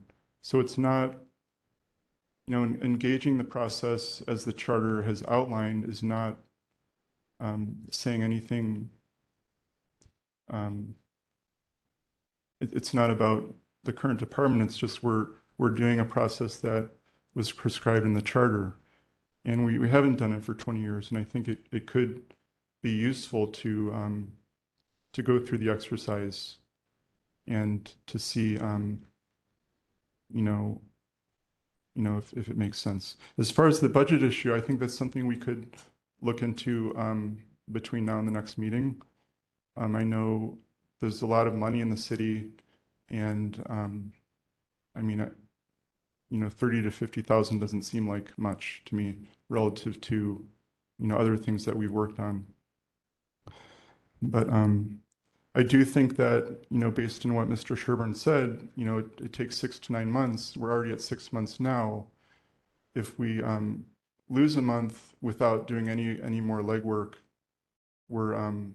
it's almost like we're making the decision today, and without having had a discussion. So I think it would be good if we can like allow ourselves to at least Explore. You have the chance to explore or discuss it in a way where we're not, you know, limiting ourselves for the next meeting. But we don't have to make a decision today, but. I have a question. This is for Attorney Flores. Excuse me. Being a new commissioner, I just want to make sure that this question is appropriate. Are we allowed to have a special session between our regular meetings to have a discussion and exploration?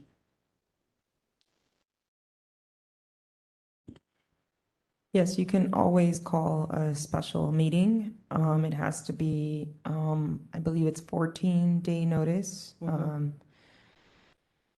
Yes, I believe it's something like that, but I can get back to you. But yes, you are always allowed to call a special meeting. If I could get that information about what the rules are for that, I Yeah, would just feel give very me a few comfortable. minutes, but Okay. you're definitely allowed to call a special meeting. The time frame, I can tell you in a few minutes. Okay, thank And you. does it, for a special meeting, does it need to have unanimous consent to have that special meeting? Because I imagine we have to vote on if we would have the special meeting, which is what we did for the last special meeting. I believe a quorum is enough. A quorum of the seats or of the filled positions currently? Of the seats. So for you, it's 7 seats, so it'd be 4. Thank you. And just a confirmation that you can schedule a meeting sooner than 14 days. My apologies. 14 days is just when you want to change the regular meeting location that you have. But since that wouldn't be the case, it would just be a 72-hour notice required by the Brown Act. Thank you. Thank you.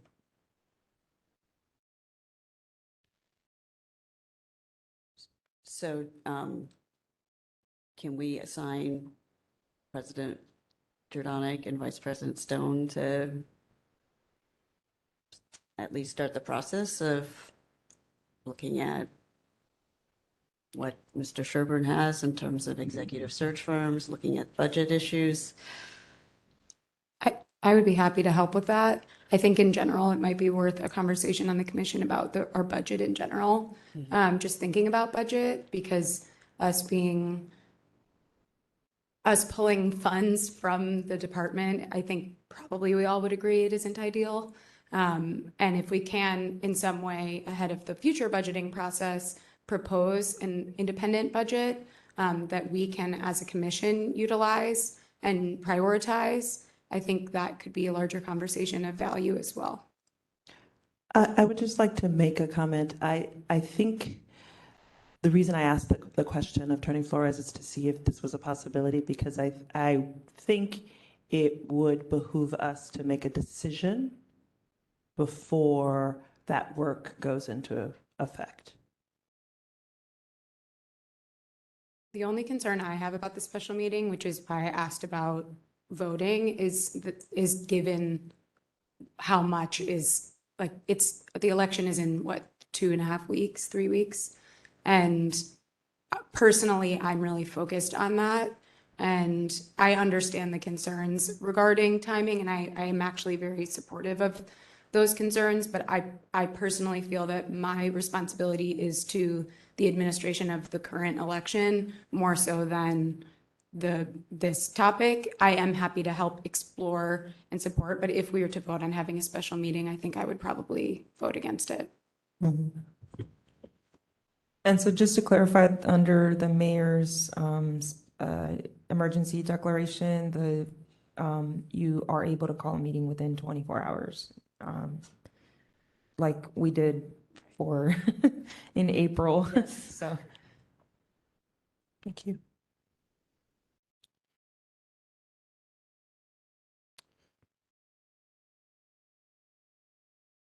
So, I mean, so there's sort of, I mean, there's a couple of things I'm hearing. Like, number one is, I know some people are saying they don't think we should make a decision until we've had until a later date, maybe after the election. But I'm also hearing people say that if we want to even have the possibility of doing this, there's certain preparation that we need to start, like, basically now. But and is there a possibility we could do some of the preparation now, just so that we don't like rule out the possibility in the future, depending on what we decide. In terms of the election, I know that Mr. Sherburne, if you're still there, I'm not sure if he is. Yeah. What would be the earliest that the candidates would need to, like, apply if we were, to start the process in the next month or so? The earliest job candidates would need to apply? Yeah. Oh, that really would be determined by whatever action this commission wants to take and how they want to engage a search firm, like what efforts they want to do. I mean, a lot of commissions are going to want to meet with the executive search firm, talk about their interests, in coming up with, what's a candidate profile going to look like. So it could take, I mean, it really depends on how iterative this commission wants to get with an executive search firm, and then how long they want to post a job for. I mean, we can always, I think in every effort you hope that, if you have it open for 2-3 weeks, that you'll get a sufficient number of candidates. But the reality is I've seen a number of executive search efforts leave those jobs open for people to continue to apply for a month, maybe 6 weeks. So, I mean, all of that before even the first candidate can apply is probably at least a couple months out, I would think. Yeah, and I think the other thing is, and Commissioner LaVolsi may be a better expert on this than me, but I've been involved with a number of executive searches, and one of the key things from a DEI perspective that is always emphasized is to make sure to leave it open for some period of time to give people an opportunity to think about it and apply. So I would be in favor of not cutting it off after 2 weeks, of having at least a month. I again would like to ask that we decide if I agree with the commissioners who brought up the point that it would behoove us to wait after the election. But we've just heard the rules that we can have a special meeting and make a decision. And I think that a decision needs to be made at some point sooner rather than later. But I do agree it should be made after the election.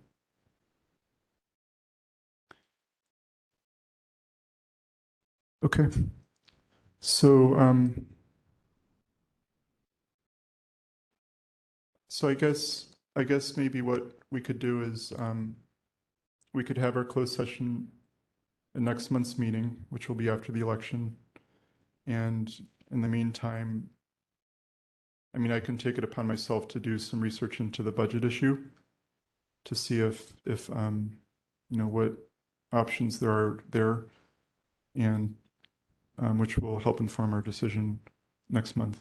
May I ask a clarifying question, Commissioner LaVolsi, when you were saying special meeting, but after the election, or we need to make a decision after the election, or sorry, that you think we should potentially do a special meeting, but you agree after the election, is the notion that, or is the idea that perhaps because our next meeting isn't until what, November 16th, that, and the election is what, 2 weeks before, 1 week before that? Yeah.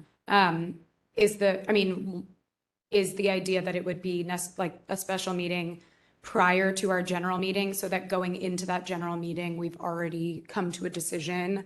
Or were you not? I just want to make sure I understood what you were saying. I think what you're saying is a possibility. I'm trying to urge us to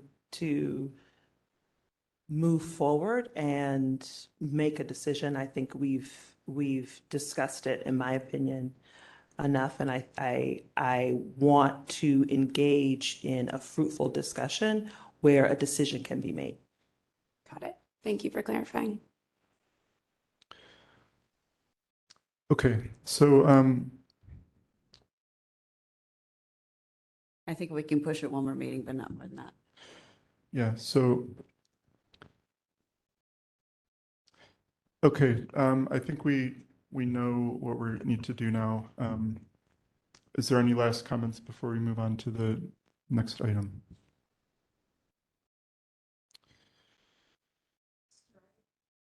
Just a moment. I think DCA Flores, just for scheduling purposes, I mean, you can have a closed session and an open session item at the next meeting. I mean, that's possible too.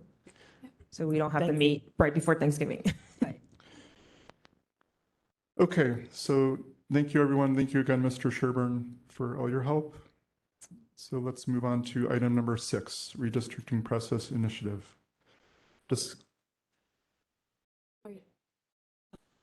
No, We already took public comment on this item, right? Yeah, I would. So, okay, I guess, sure, we can open up public comment one more time on item number 5. People want to hear more. Thank you. Tess Wellborn, 18 points. Remember that the election is not over. It's not certified for some time after the election. It's really easy to push aside diversity and equity issues. We've all been there. And this is maybe not the time to do that, but it's okay. You could decide to start the process of looking into the search and so on without having to make a decision about going forward completely. You can direct your HR department to start pulling up search firms and qualifying them. And you can also, as was mentioned, see how Proposition H does. There may not be an election next year, but maybe there will be based on some initiative or something like that. I personally have objected to civil service and the idea of a 6-month vacancy and the failure to do transfer of information and history and the loss of knowledge that happens when there is a vacancy period. But there are issues about that with civil service. And of course, you can seek additional money from the mayor's office. I don't know where the open source system is, but that may be part of it. And I'd point out that you have a number of new members. So I think there's a lot of things in the mix here that I just wanted to emphasize or call to your attention. Thank you. Okay, thank you. We do have 2 hands raised. Okay. And so, Mr. Turner, you. Oh, he did? Okay, and I will clear everyone. Okay, so we're good then. There are no other hands raised. Okay. So let's move on to item number 6, redistricting process initiative. Discussion and possible action regarding the Commission's potential recommendations with respect to the San Francisco redistricting process, including historical background in the proposed project plan. Okay, so I'm going to turn this item over to Commissioner Dye, who has been leading on this topic. Thank you. So today we are moving on in our monthly series of learning about redistricting in San Francisco and elsewhere and how we can do it better. And I have invited several guest speakers, and I'm going to invite our clerk of the board, Angela Calvillo, to please come forward. Thank you for waiting so patiently. My apologies, but it's very hard to predict when we're going to start certain items. Ms. Calvillo had the somewhat unwelcome job of supporting the redistricting task force and did write a report, which is posted for the public here, and she kindly agreed to also provide some verbal commentary for us. So whenever you're ready. Thank you, Commissioner Dye. Members of the Commission, President Jordanic, Angela Calvillo, Clerk of the Board of Supervisors.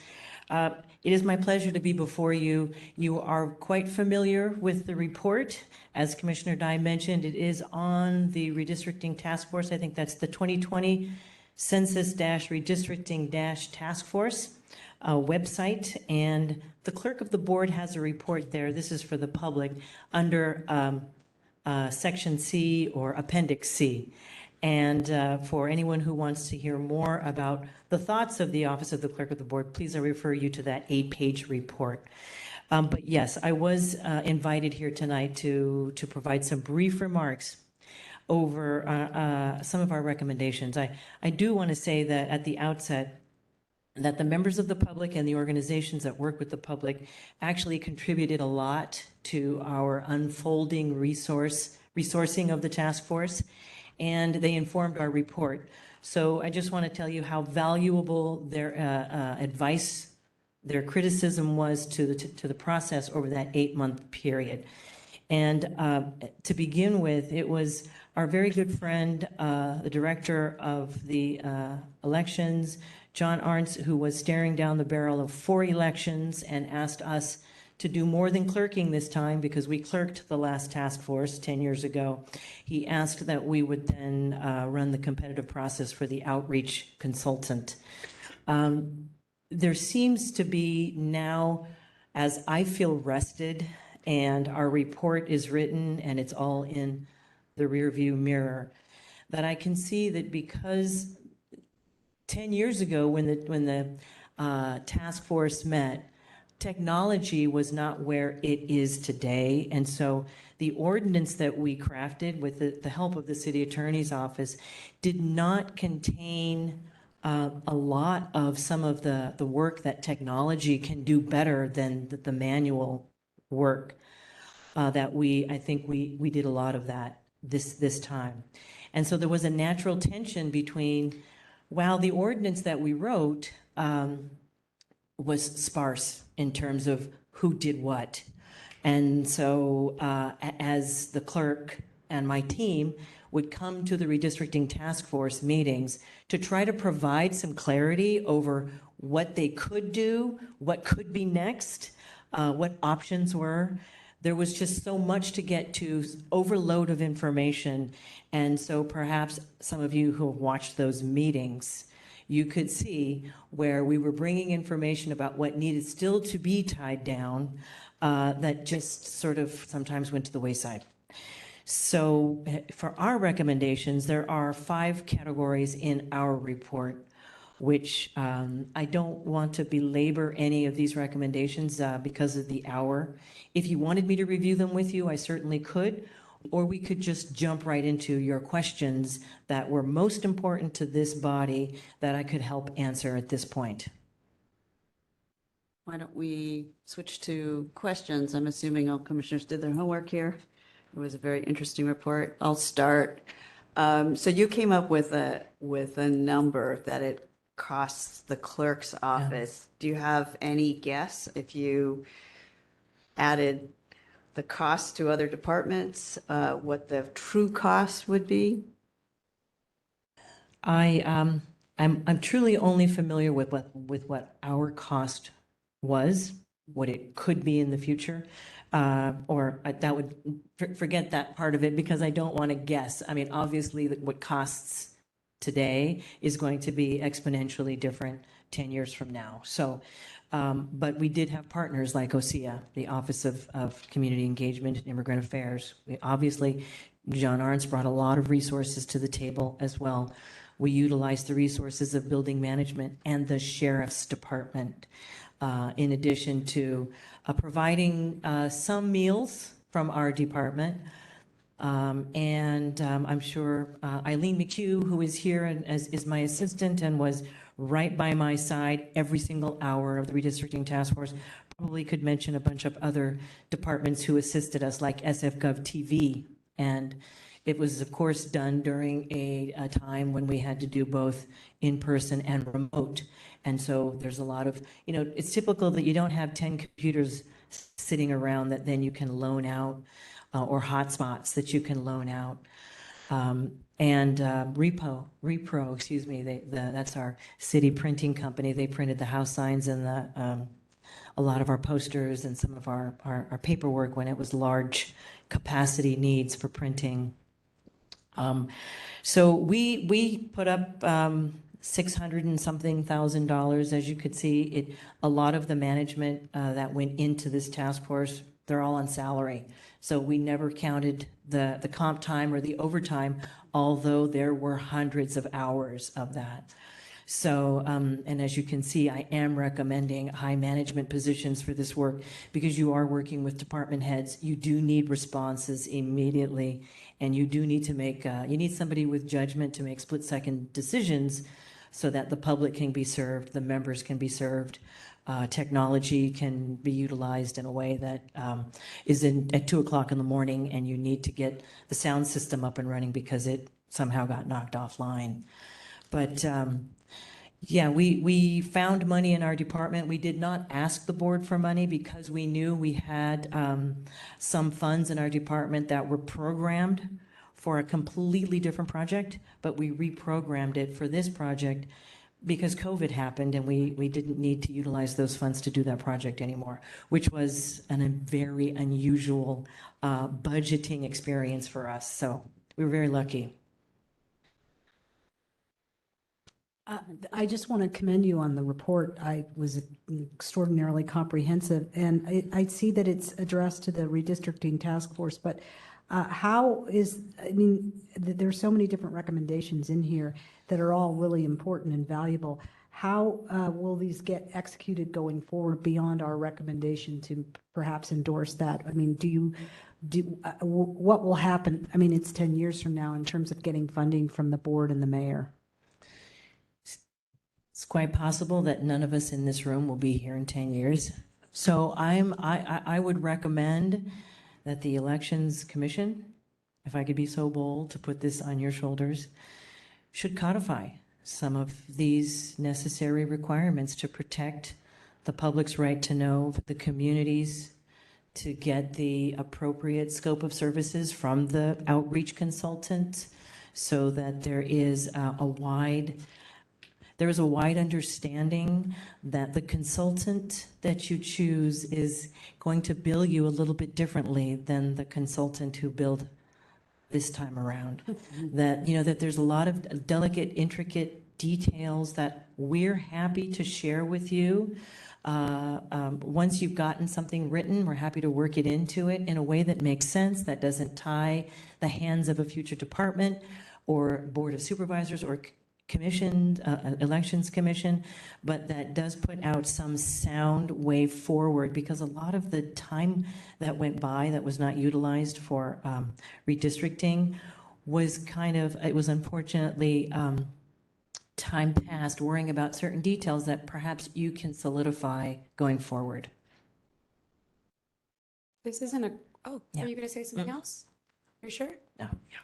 This wasn't a question. It was more just to reiterate something I had said to you offline that I wanted to mention to the public, that I personally want to apologize for any trouble that that is included in this report of your staff, and the bandwidth and the labor and the overtime hours that you specifically just articulated were not incorporated into the funding for redistricting. And I can't speak for everyone, but I imagine we all share a deep amount of gratitude for you and your team. Well, thank you. Thank you kindly. We very much appreciate being able to do the work.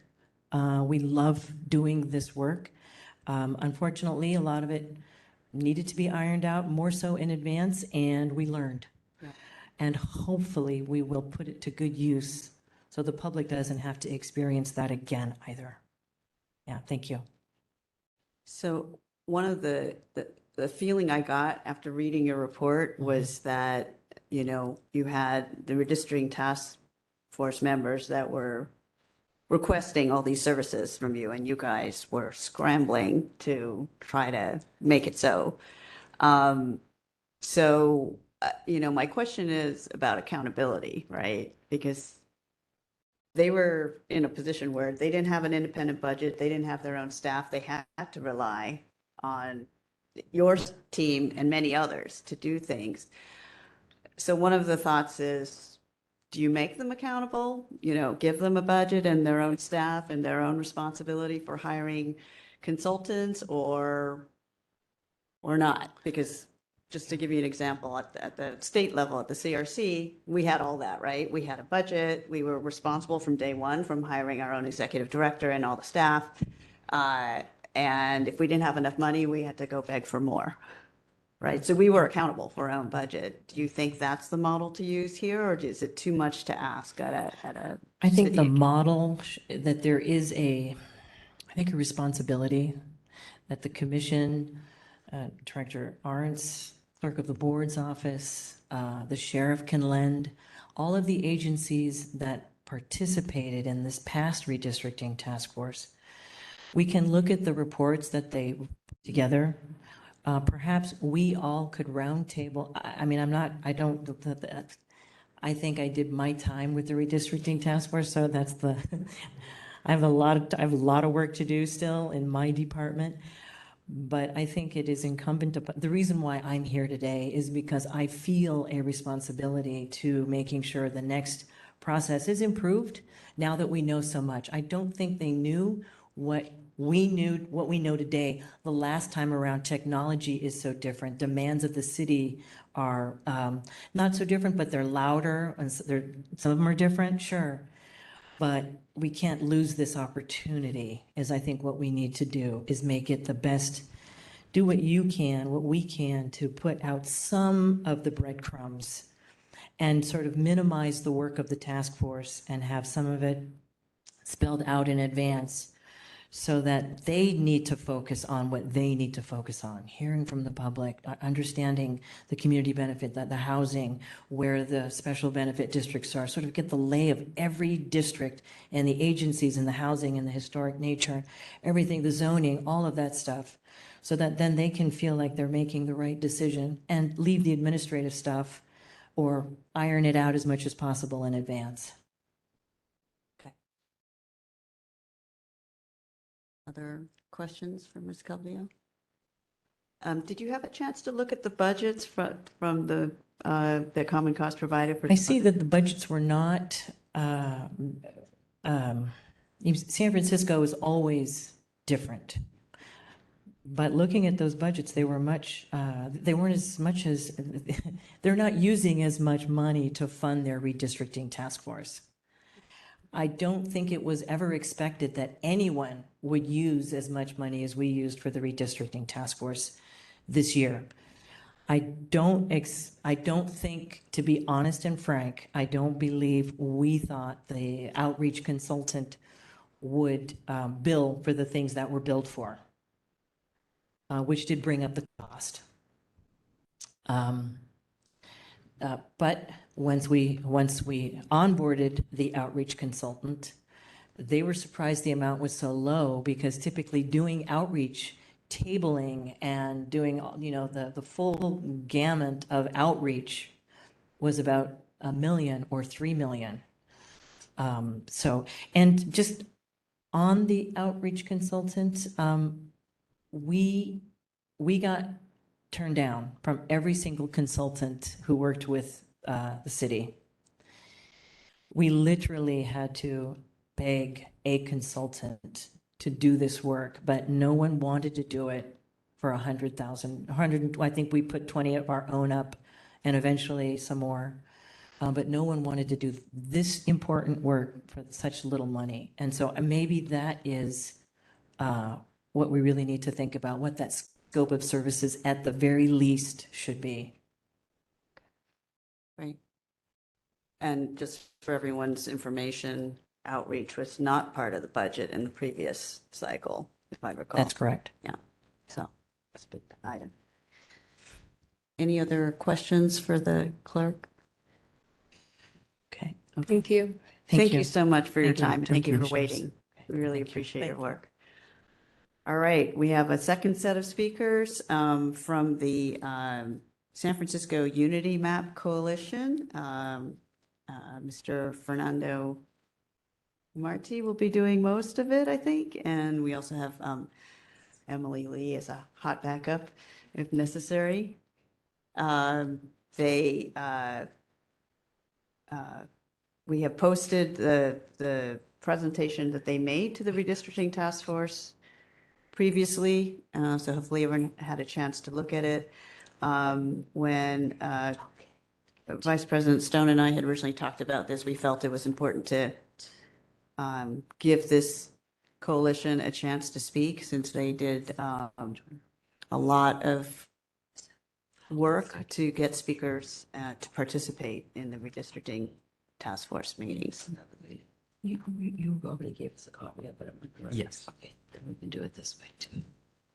We can do And hopefully we'll be able to share some slides soon. And while we're waiting for that, I just wanted to highlight a couple of the other attachments. So one was the ordinance that was passed by the Board of Supervisors, officially putting the redistricting task force in place. There were some minor changes and additions, including requiring financial disclosures and emphasizing that they serve at the pleasure of their appointing authorities that were different from 10 years before, presumably. And then just a couple of comments on the information that was kindly provided by Common Cause on the redistricting budget data. This was in response to some questions from Commissioner Bernholtz about the cost of these independent commissions. So they did attempted to get some numbers from a variety of different jurisdictions. I added some detail here about which ones are independent. I will note, I'm hoping people have paid attention to the big mess at the city of Los Angeles, where they spent quite a bit on their advisory redistricting commission, and then the city council ignored that in favor of gerrymandering on their own. And that was a $1.5 million budget, although it did not break out from census. So the challenge of trying to do an apples to apples comparison here is that, as you heard from Ms. Calvillo, sometimes salaries, overtime is not counted. I did want to point out the city of Sacramento's budget. They had a special budget, outreach budget, where they actually gave grants to community-based organizations. So that's a model that might be interesting. And We do that as a part of regular elections. I know that Director Arnst and his outreach department do that exact same model, and it's definitely a best practice. right. Yeah, and I think that there's a lot that we do well in a Department of Elections that it would seem like we should just borrow for the redistricting process and possibly piggyback on, since it's being done anyway. So those are just a couple of comments. And then the other thing to note, the city of Long Beach, noticed they had a 3-year budget. That's pretty typical with an independent commission because there's a recruiting and vetting budget. And then there's the actual operation of it that may span over 2 budget years. And with that, are we almost ready? Well, it's not coming up for Well, some reason. While you're doing that, Commissioner Dye, may I ask a couple of questions about what you just brought up? Sure. The ordinance was extremely helpful, actually. I hadn't read through that with the updated changes, so I really appreciate you including that. Obviously, I'd been working Thank with Ms. you Calvillo. on this. She asked us to put it there. Well, it's great because I hadn't seen those updates, and even though, this was the first time I had reviewed that. One question that is probably obvious is, were the task force members informed of the ordinance with the amended updates that were adopted in 2021 or 2020, whenever that took place? Perhaps Ms. Calvillo can answer that. Yeah, question. or DCA Flores. DCA Flores? No problem. I was just asking if with the ordinance update that was updated, I think in 2021, with the changes for redistricting task force members, were the task force members informed of the newly adopted changes? So the ones that Commissioner Dye had specifically called out, for example, conflict, like revealing financial disclosure, were those components, the new additions, provided clearly to the task force members? I assume the answer is yes, but I just wanted to make sure we have that. Sorry, I'm having trouble understanding your question. So the charter contains basically the provision for the redistricting task force, like how it comes about. There were no changes. And this is the ordinance that the Board of Supervisors passed. In June of 2021. I think Ms. Calvillo might have the answer. Okay, there was a financial disclosure section. I wasn't involved with that ordinance, so I'm No not. Angela Calvillo, Clerk of the Board, that ordinance came into being because I requested that our role be codified so that the Board of Supervisors would, there's a charter section 2.117, which says Angela will do, the Clerk of the Board will do all these things and anything the board tells her to do. And so I just wanted them to make sure that they were aware that we were going to be working on the redistricting task force. And Andrew Shin, the DCA at the time, actually put in some other updates, and the Director Arnst, you might have asked him to add a couple of things as well. But I believe the task force was informed about that because that was something that I felt responsible for. And so in my presentations early on, I believe I've probably spoke about it in public in addition to providing it to them in an email. And I have, Eileen is checking that out right now. We could certainly get back to you on that to confirm. Thank you. All right. Well, Mr. Martí. Great. Thank you so much, commissioners. My name is Fernando Martí, and I'm working with the Community Unity MAP Coalition. And thank you so much for taking the time to listen to us. And thank you, Angela, for all the work that you did. I think we couldn't have done any of what we did with the redistricting task force if not for that support. I'm so sorry. I'm so sorry. Lost. Yes. I was trying to have you come up. Here we go. Okay. Here we go. So I'll just keep going, and hopefully we'll get this resolved.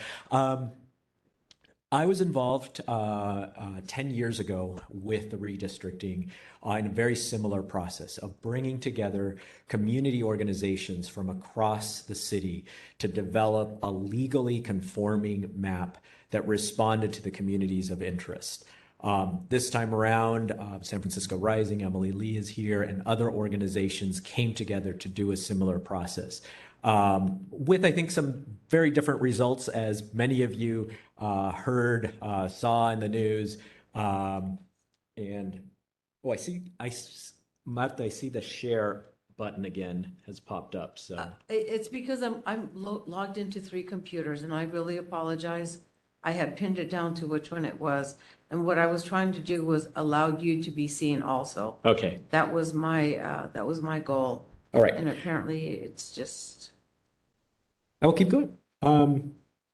So the coalition brought together over 50 organizations representing communities from every single district in the city. And we attempted to do something that was to create a map that we could present to the redistricting task force that kept the communities of interest together and kept cultural districts together. As you know, this was a very challenging process. Each 2 of the districts had to shrink tremendously, District 6 and District 10. Several other districts had to enlarge. And we had a legal limit of 5% that we could go from the mean. And using that rubric, we were able to create a map that was both legally conforming and that protected those communities of interest in those cultural districts. There we go. We can't see it, but okay. Are you seeing it, the presentation? No. Okay, I'll keep going because I think I know what I'm saying, but. How about, yeah, that's what I was gonna say. Exactly. Let me share my screen. Oh, okay. Oh, okay. Now I lost mine. Sorry, I'll grab it. It's right here. All right, I'll just keep it. Sorry, do you want me to put it back on slide? We're experiencing what I think the redistricting task force experienced over and over again, which were these same challenges. Hopefully you all are not going to be here till 5 a.m. To finish this. And I think one of the things that was really important in this process, and you heard a little bit from Angela about the challenges around the outreach process, is that we did our own outreach. We turned out people. We had folks coming to these meetings. At one particular meeting in April, we had over 200 people that came to the meeting to present testimony in support of, this is when there were 4 different maps being presented.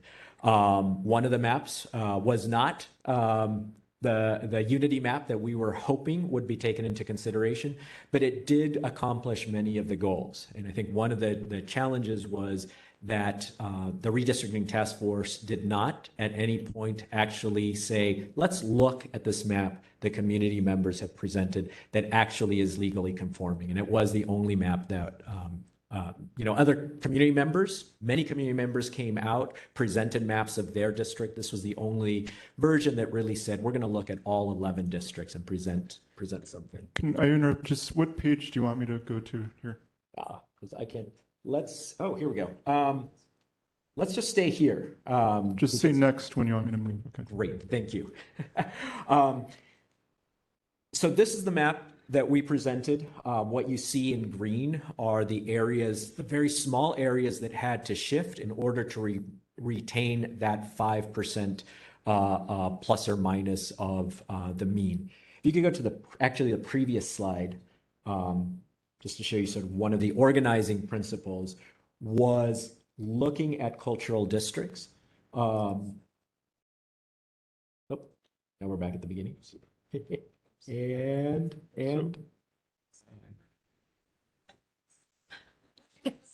can we go back one map? Well, this is page 2, so. The title slide is.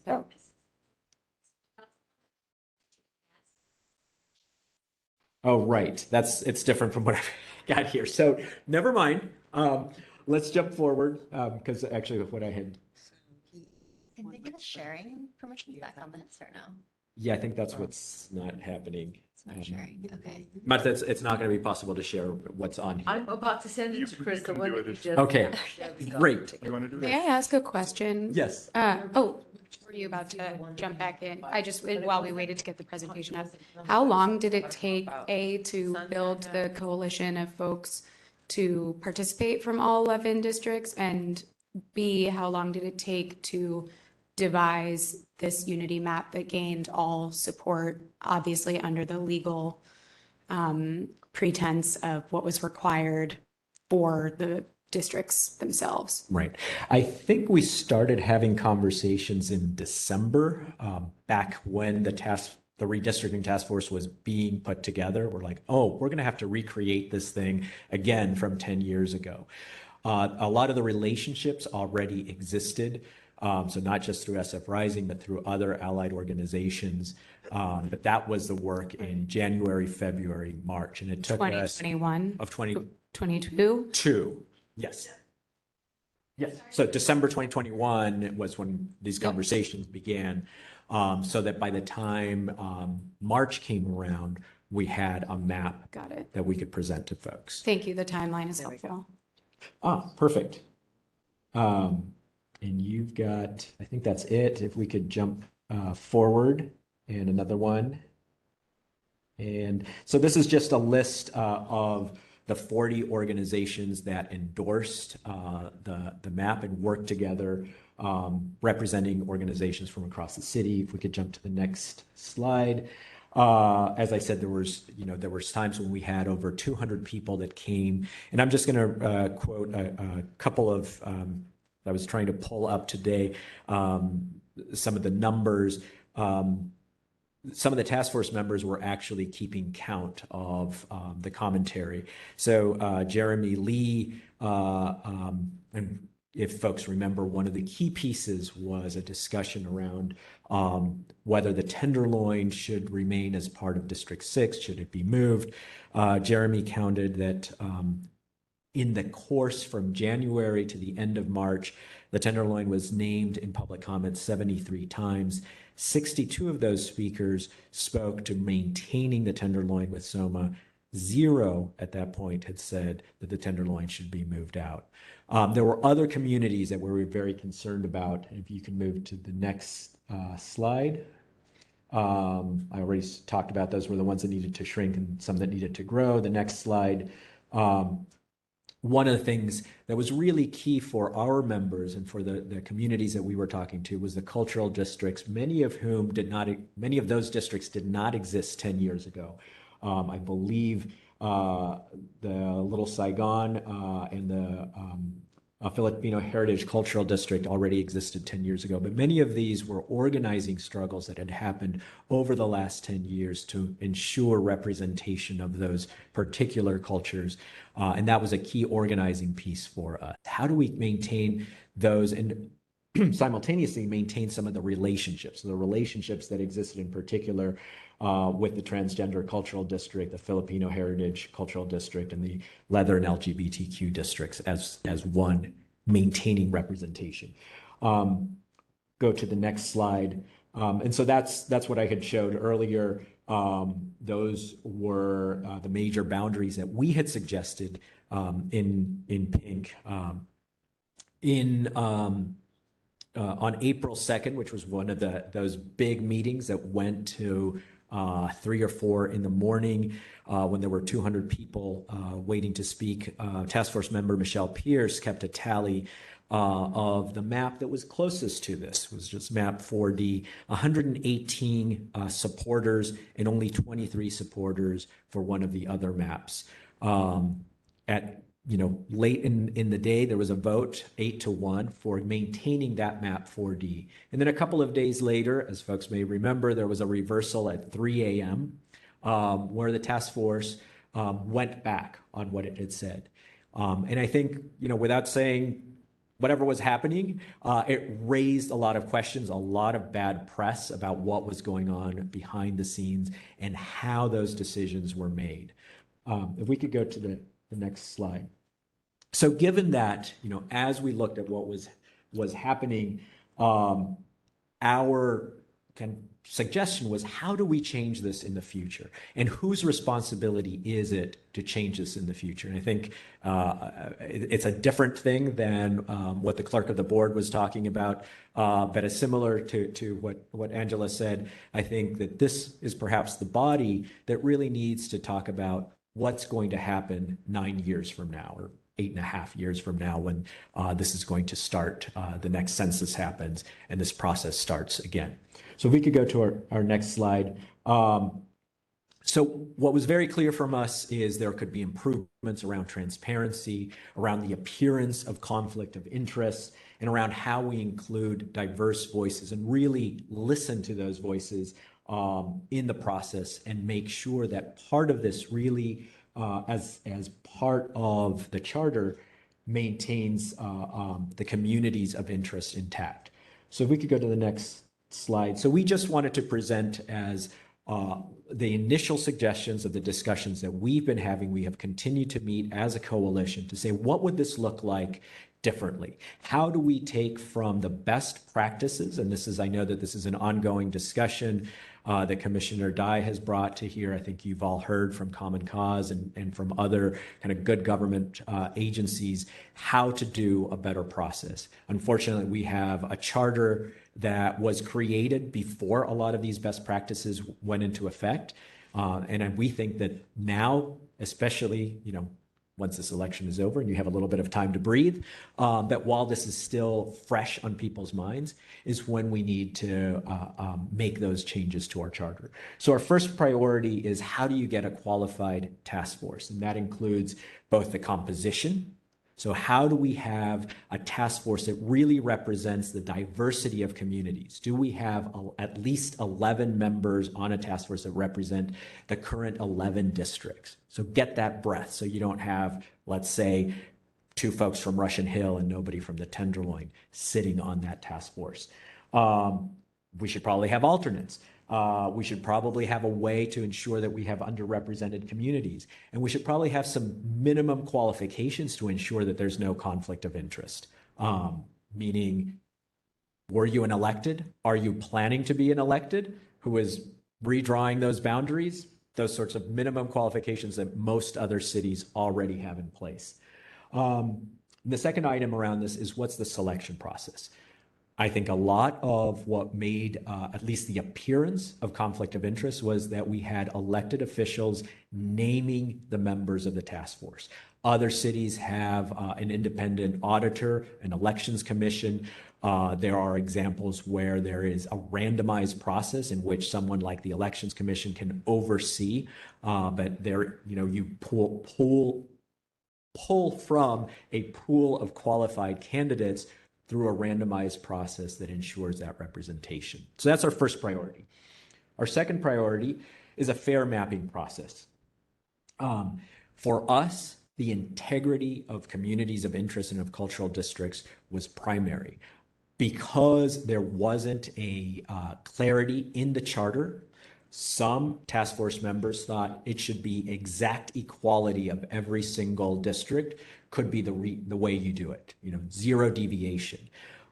We think we need more clarity in this. How do you rank these different criteria as long as you are maintaining the federal and state requirements around the legality of the map? And transparency. I think we heard a little bit earlier about, how the maps may have been changed. What were the decisions? What was the thinking? How do you justify this? Particularly when you're hearing so much public input and a decision is made that is not reflective of that public input. And how do we ensure that there's real consensus on that final decision? Oftentimes you get a majority, you get one person who becomes the swing vote and everyone's putting pressure on that one person, which is likely to happen, but how do you get something that really ensures a consensus? And then lastly, the last slide was just there's other considerations that we haven't talked so much about internally within our coalition, but we certainly think are important. One is around the timeline. You don't need to wait till you get the census data that tells you that you need to change the maps to be able to start putting together a task force to do all of that outreach that needs to happen, a robust outreach to get qualified members on board. One of the most difficult things in this process is that we did not have a draft map for the public to look at until very, very late in the process. And that was very different from my experience 10 years ago. So we don't have deadlines on the charter for that. We only have a deadline for the very final map needs to be in by this date. And lastly, I think back to what the clerk of the board talked about, some assurance around support, funding, training for the task force members, many of whom maybe have never been involved with a Robert's Rules of Order or running a meeting or understanding the mapping process. I know that last month you all talked about, for this commission, is there an opportunity for stipends or reimbursements? What does that look like for trying to get working class people of color who have families to sit on these task forces that might be running until 5 a.m. or 6 a.m. the next day? And I think that is it for my presentation. There's our contact information. I am working now with the Unity Coalition. Emily was involved from the very beginning, which is why both of us are here to answer any questions, because I was not as involved early on. So thank you so much for allowing us this time. Thank you so much, Mr. Martí. And I know from seeing this at the state level, how difficult it is to draw a legally compliant map that takes the entire area into account.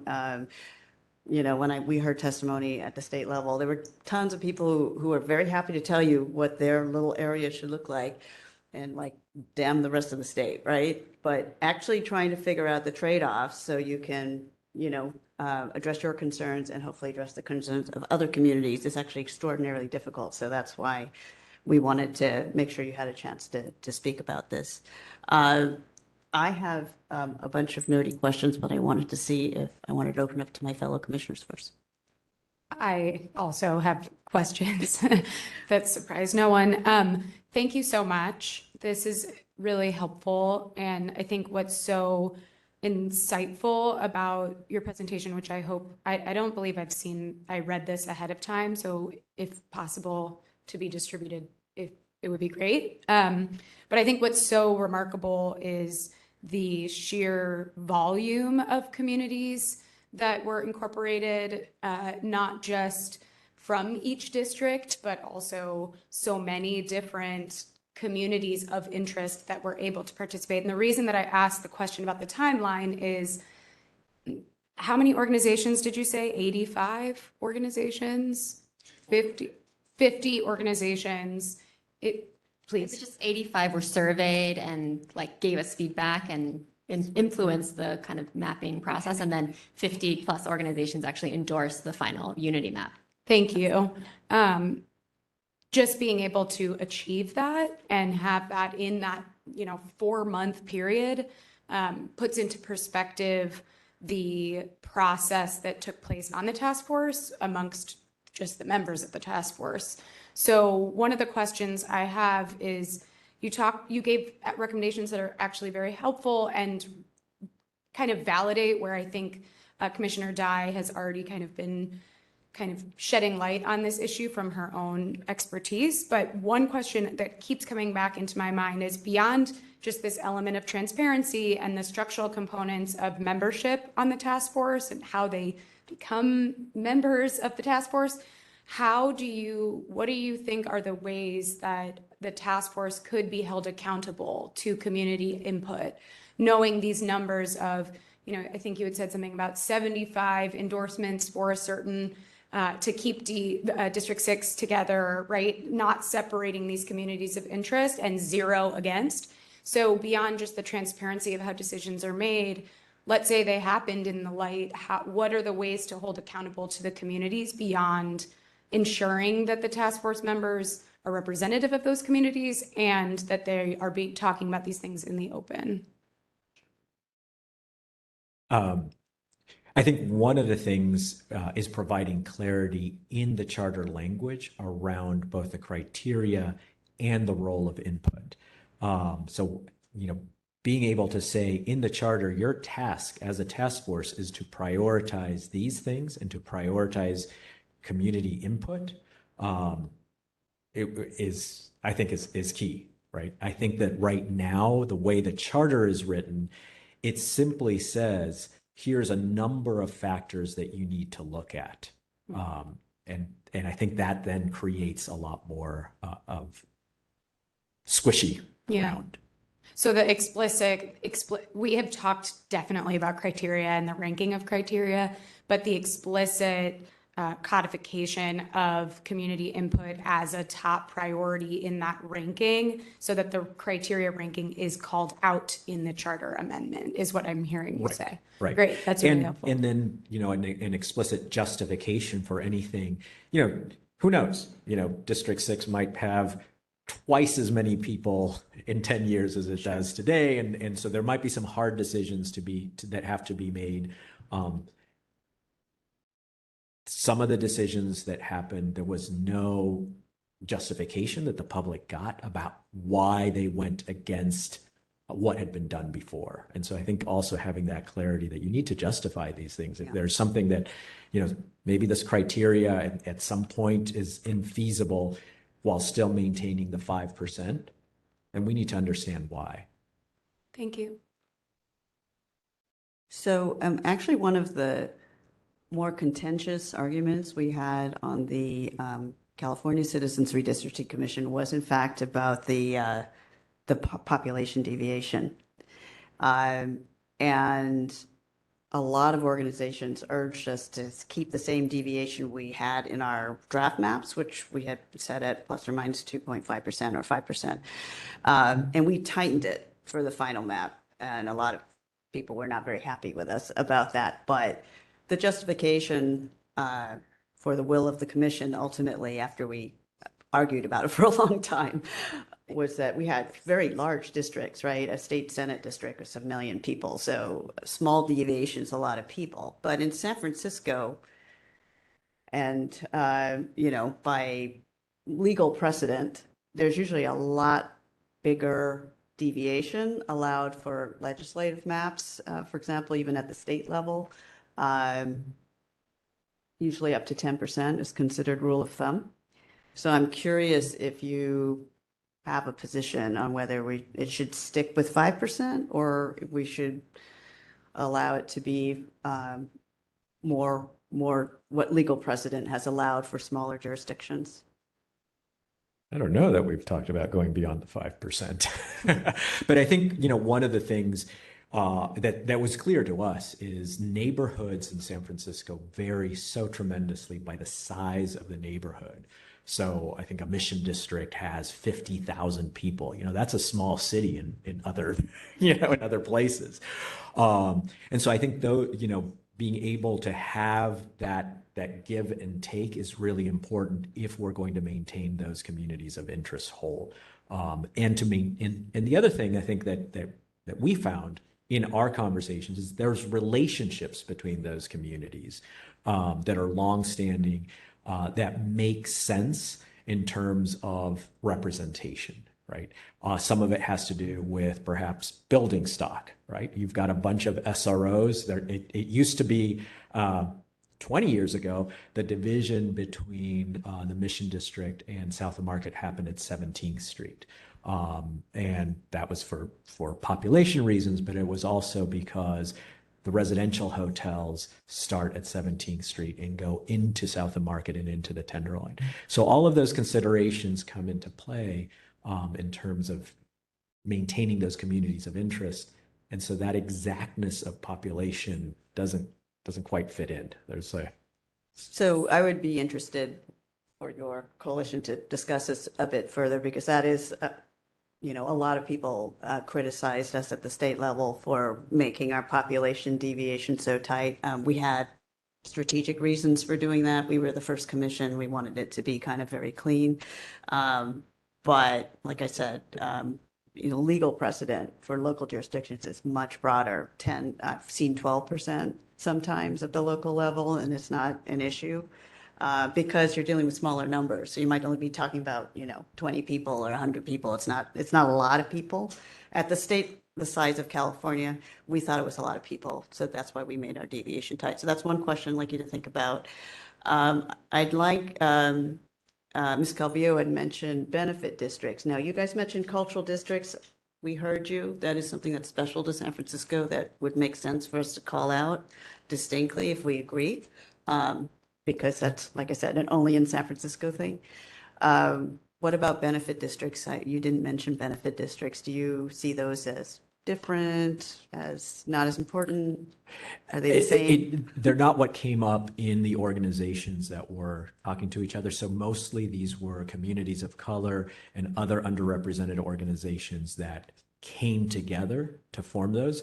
I don't have a comment on the benefit districts, but oftentimes there's an overlap, right? There's a Tenderloin benefit district. There's actually a South of Market benefit district.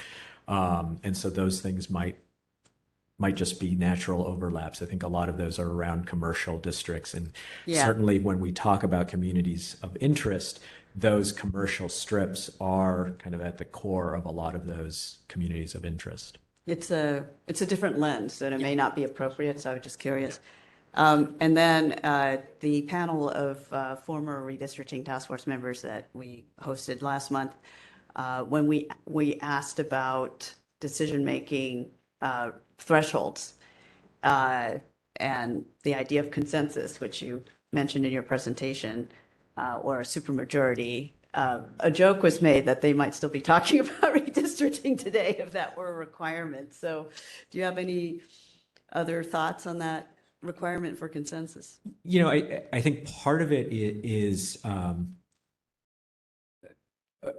think our experience this year was because the first draft map came so late in the process. They didn't have a lot of time to actually go back and forth between a 4A and a 4B and whatever it was.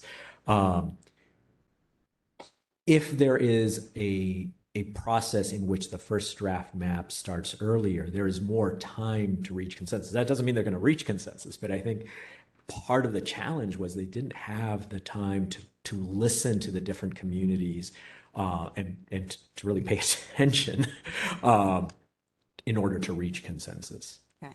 So I'm hearing a couple things. I'm hearing earlier draft map deadline, which is, we've heard that from many other groups. Making it a bigger task force. So you have 11 districts represented. That's already bigger than the 9-member task force we have. And it sounds like you're fond of the idea of randomized selection. So the good news, fellow commissioners, is after Commissioner LaVolsi and I discussed this, we're going to try to ask some speakers for next month's meeting who actually had experience in a randomized process, because that would be very different for San Francisco, and maybe be able to share their experience. There are definitely pros and cons for having a randomized process. It's certainly a lot cheaper process, but it doesn't allow the kind of vetting that would be required in another process. Other questions for the Community Unity Coalition? I just Go please, ahead. no, please. Is the goal, after you collect all of this testimony and experience, is to recommend policy change? Possibly in the Would it form be of a a charter charter amendment? Yeah. Okay, and would that be something that you would take to the board, or is that something that you're looking at a grassroots level? Probably, we've talked about taking to the board or the mayor. I mean, hopefully by the time we've gone through this process, there's enough consensus that we need to change it and fix it. So, but yeah, there are obviously a couple of different possible And did you avenues. get much, have you, are you aware of much feedback from the board or the mayor on this particular position? Have they given any direction on it? Have they commented on it? Not at this point. Right Okay. now, we're just going through an education Right, process. right. But they're obviously aware of the pitfalls that occurred during the process. But they didn't comment? They didn't say, we got to change this or anything like that?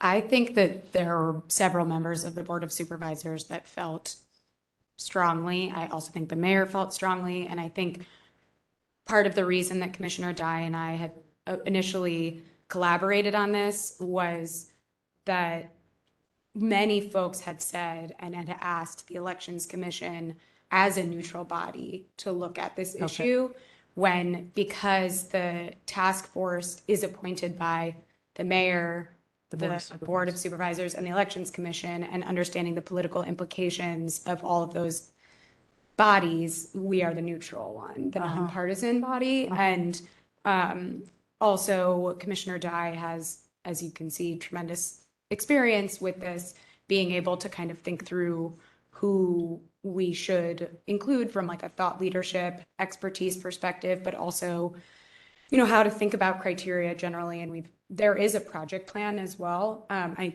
think that Commissioner Dye and Commissioner LaVolsi are going to be updating that, but we should also plan to, maybe we can just have that as a recurring attachment on the packet item as this continues, but it has more because we didn't necessarily decide that this would end in a charter amendment. It was more of an exploratory process, but I think what Commissioner Dye, if you don't mind me translating, is saying, like, the hope is there's enough consensus based on how many speakers have kind of started to say almost the exact same thing, that perhaps it could lead to a charter amendment. Well, it has to translate to votes at the Board of Supervisors. As I say, I'm always looking at things from a practical standpoint. So it's always good to have a fallback position with your community groups if this is something that you possibly want to take at a grassroots level and put it on the ballot. Sure. But I do think that you have to look at it that way because you're investing an awful lot of time. And it's not to say that it isn't worthwhile, because I think it is tremendously worthwhile. But I do think that you have to have a plan for how you can implement it, because it would be a shame to invest this kind of time and public feedback and so forth and not have it go anywhere. And when you're dealing with politicians, as you well know, these are the systems that got them elected. So it's hard to change. Sometimes you think it is easier, but sometimes it's not. I will say, even if, let's say, like, I think that's very, very, very fair. I think I'll speak for myself in that, let's say we don't necessarily have a plan in terms of what the communities can do, or if the Board of Supervisors is willing to vote on it with a supermajority that then wouldn't get vetoed, or all the political implications of that. I do think that what is one of the biggest concerns for me throughout this process, when we had the special hearing, when the community members came to us and asked us to have a special hearing back in March, is that the communities felt silenced. They felt that their feedback, their input was not being listened to. And so even if this exercise doesn't land in a charter change, I think giving the communities the opportunity to provide recommendations and having it on record, I personally still find value in that. Oh, absolutely. But I also think there's an opportunity for the communities to make it a charter amendment. Yeah. Definitely. Yeah. Definitely. Our hope is to, go ahead, please. Mr. Martí. Yeah, I think, coming from a coalition of folks who both were very involved in this process and have been involved in charter amendments and in ballot measures, I think one of the things that's really important for us is to hear from you all your recommendations. If this is going to go either through the Board of Supervisors or through a signature petition, to have not just a common cause, League of Women Voters, advancing justice ourselves, but have the official body that oversees elections say these are the 5, 6, 7 reforms that are needed would be very good. Right. I think that's what we're looking for you all as the experts who've been hearing, both the comments from the community, who are reading the newspapers, and then who've been getting all this advice from folks who've been on the previous task forces and so forth, to say these are the things that need to happen, and then we can figure out how to make them happen. We've got 8 years, 9 years to make it happen. But I think the other thing on the urgency is just sort of what was in the news around San Francisco's election, but more recently around what's been going on in Los Angeles, right? That we need to make sure as a city that never happens here. And that's part of what I think we're trying to do with these improvements. Thank you very much. So I have a question on that, a follow-up to that. Have you been a part of any conversations with board members, or do you know if there's any appetite there for doing some kind of? We've talked to a couple, and there's interest. We haven't been doing the rounds. I think we're waiting for this process. We do know that there's interest, from a few of them. So I'll say that. All right, thank you. Sure. Other questions? Any feedback in terms of timing on this? So part of this original plan was to try to get through this educational process, hold public hearings, next month to get specific proposals, and then, hopefully decide what to do, whether it's a charter amendment, whatever our path forward. What we as an elections commission wanted to do. We may have extra time because of Prop H. So there's an argument for taking a little more time for this. Like I said, I'm pretty excited that I'm going to be able to get a couple of speakers next month from voters, not politicians, who are the ones who put the ballot measure that reformed the process for the state of Michigan. They basically copied the gold standard, but they made some important tweaks, including randomized selection. So I thought it'd be very interesting for us to hear why they changed certain things about the California model, and hopefully one of their independent redistricting commissioners. And then also I've already gotten a response from the chair of the city of Long Beach, if you'll recall, from Miss Alessandra Lozano's presentation from Common Cause a couple months back. The city of Long Beach was held up as one of the most successful independent redistricting bodies this past cycle. And they have alternates, which is also something we don't have in San Francisco. So I thought it'd be interesting to hear from them to give some feedback. If we have a little more time, we can obviously get more input. Any thoughts in terms of, from the coalition standpoint, in terms of urgency? And I mean, technically, like you said, we have 8 or 9 years to get this done, but we don't want to lose the momentum either. Well, hoping that Prop H passes and we have more time. I think that the question is if it does not pass, right? That there would have to be a process if it goes to the Board of Supervisors for the city attorney to start drafting language for a charter amendment, and that's going to take some time. And I think, when we saw the timeline that you had prepared as part of the plan, it seemed very ambitious. Moving quickly to have hearings in November, to have perhaps an action by you all in December or January. But I think that's probably what would be needed if Prop H does not pass, so that then, frankly, I don't think that, I don't know who would be prepared to do a signature campaign for a November 2023 election at this point. So it would probably have to go through the Board of Supervisors, and that's its whole, counting the votes and, along with getting it drafted.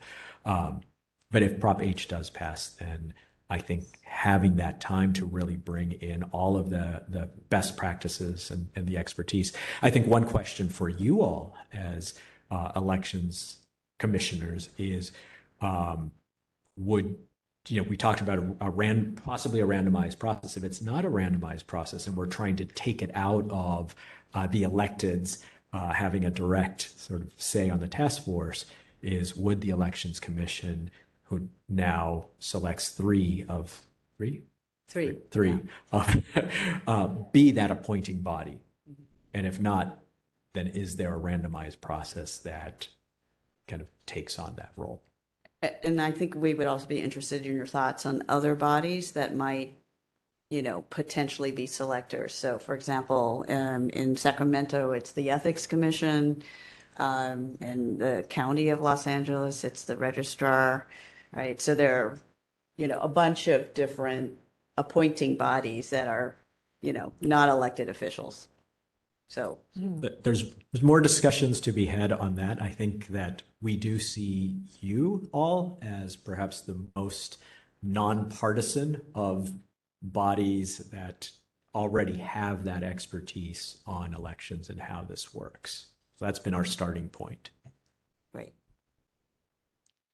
If there are no other questions, I want to thank all of our speakers who've waited a long time to speak. We really appreciate your presentation and the work that you did during the redistricting cycle. Is absolutely amazing, the number of speakers that you galvanized. And as someone who is familiar with how difficult it is to get people to engage, it's really incredible for the underrepresented communities that your coalition serves. So thank you. Great. Thank you. Thank you. So we have not taken public comment on this item, correct? So let's do that now. Let's open it up to public comment on agenda item number 6, redistricting process initiative. Okay, so we do have two persons whose hands are raised. And I will start with Mr. Oh, did you? Oh, yes, in-person commenters go first. Sorry about that. Tess Wellborn again, and I was a member of the Community Coalition, but I'm speaking for myself here on a couple of points. I think that having alternates will be useful. Having 11 members or specifying maybe 1 member per district in case of the abundance in the future of we need to have 13 districts or something like that. I look forward to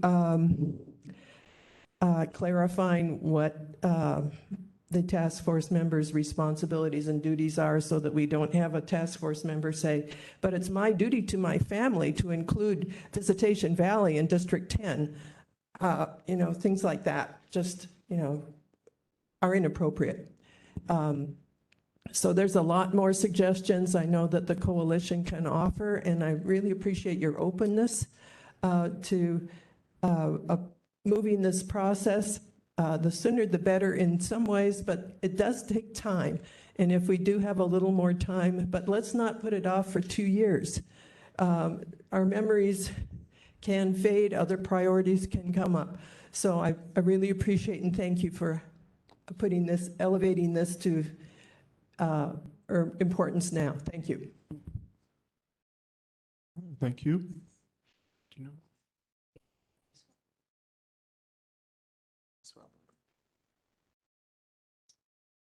Anyone else? We do have 2 callers online that are that have raised their hands. So Mr. Turner, you're commenting on redistricting process initiative.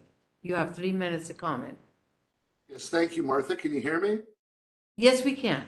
Very good. And thanks to the speakers for the great presentation and for making their way through the technology issues. I just wanted to point out a few phrases that I heard from the speakers who so eloquently stated their position, and I think it is the position of the public. They mentioned transparency, and they mentioned conflict of interest, and they mentioned outside interference. And when I earlier tonight bluntly referenced a cesspool, I didn't mean to overspeak, but I think we can all recognize that there are predispositions occurring here. And this is not science like our issue of the technology. This is something that is very gritty, and it's appreciated that everybody is putting their time into this to make sure that the people are properly represented. And again, we get back to these equity issues. There's always going to be money concerns, and there's always going to be another election looming.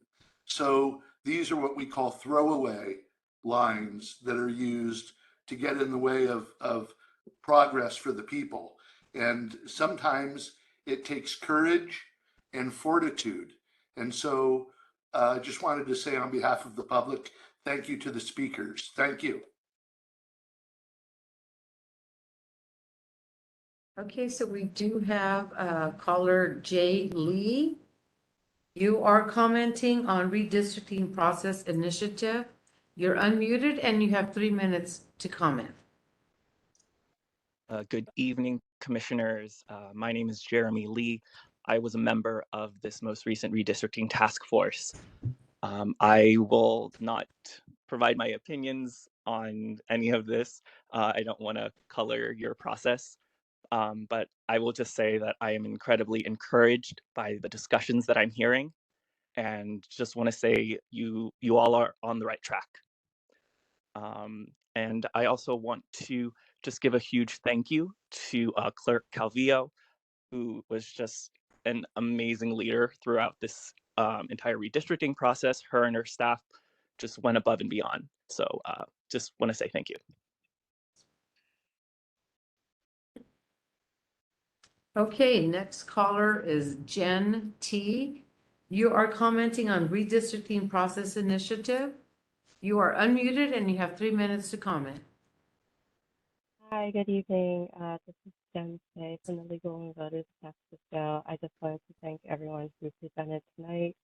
I also want to add about how, you know, in thinking about possible, you know, reform, is to also think about what's going on the state level possibly, and how there might be possible state reform. I think something to consider about what happened this current cycle is how San Francisco was exempt from a lot of the really great reform that came about from the Fair Maps Act that came in that got passed in 2019, 2021.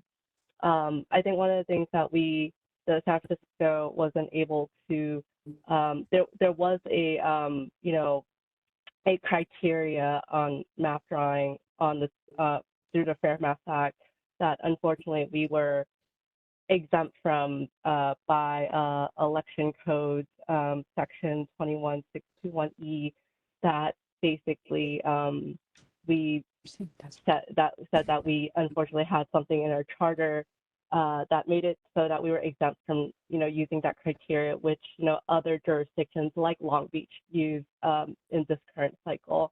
And I think something to consider is to also think about, well, what are we exempt from that maybe we can try to make ourselves unexempt from, you know, in order to get some of the, you know, nice reform from that happened on the state level. Thank you. I don't see any other hands raised. Okay, thank you to all the speakers. Close public comment. Vice President Stone, did you have a comment? Or? Oh, I don't think that the public is able to see us anymore. Based on my personal tech support. Okay, so I think what happened is the webcam laptop was shut down. Is that? No, it looks like it's stopped So recording. actually, I was thinking we could take a 5-minute break after this item. So maybe, can they hear us at least? Yes. Okay. Why don't, Secretary Delgadillo, why don't we work on this during the break, and then Okay. let's just finish this item. So, Commissioner Dye, was there anything else you wanted to address before we move on? No, I have my plan for next month and I'm hoping Prop H passes. Okay, well, although, yeah, well, well, I'm hoping great. we have more time. Yeah, great. So let's move on to the next item, but before we do that, let's take a 5-minute break. It's been 3 hours and 6 p.m.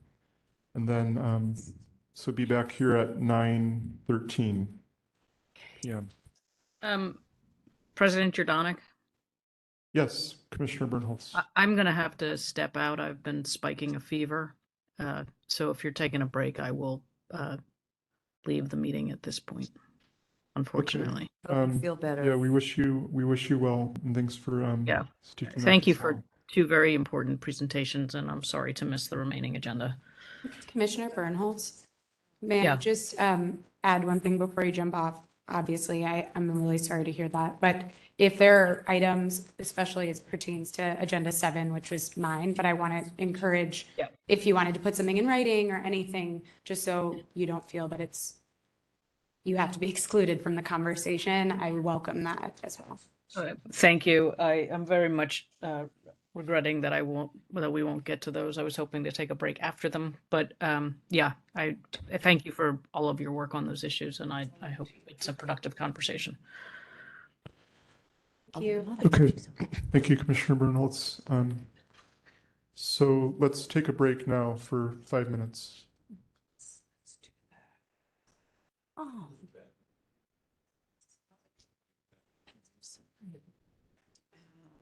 That's too sad.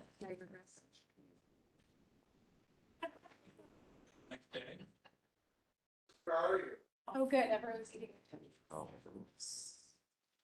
These eat with these.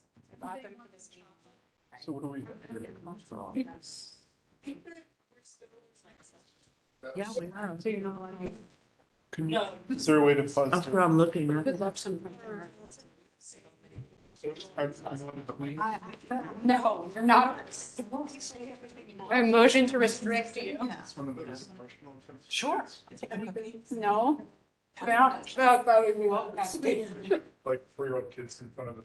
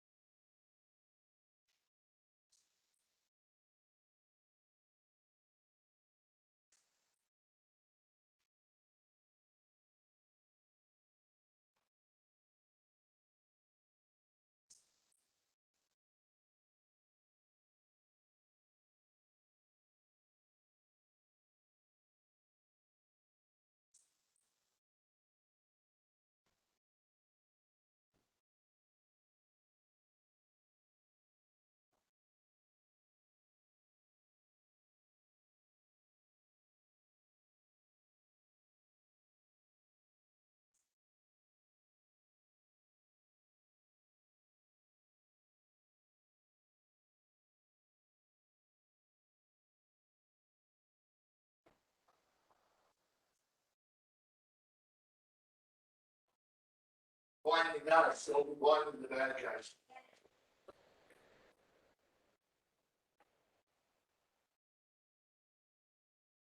Let's look at it. Is it still warm enough out there?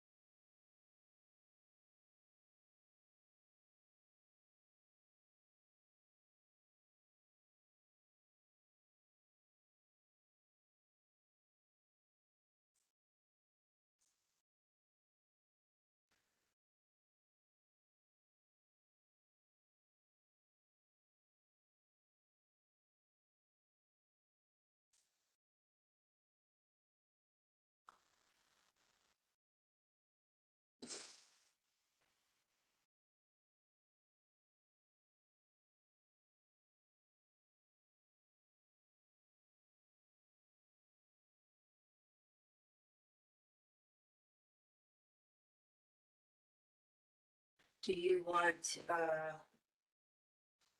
dessert Okay. What would it be? banana cake? Just Okay. it's a banana. Yeah. Like a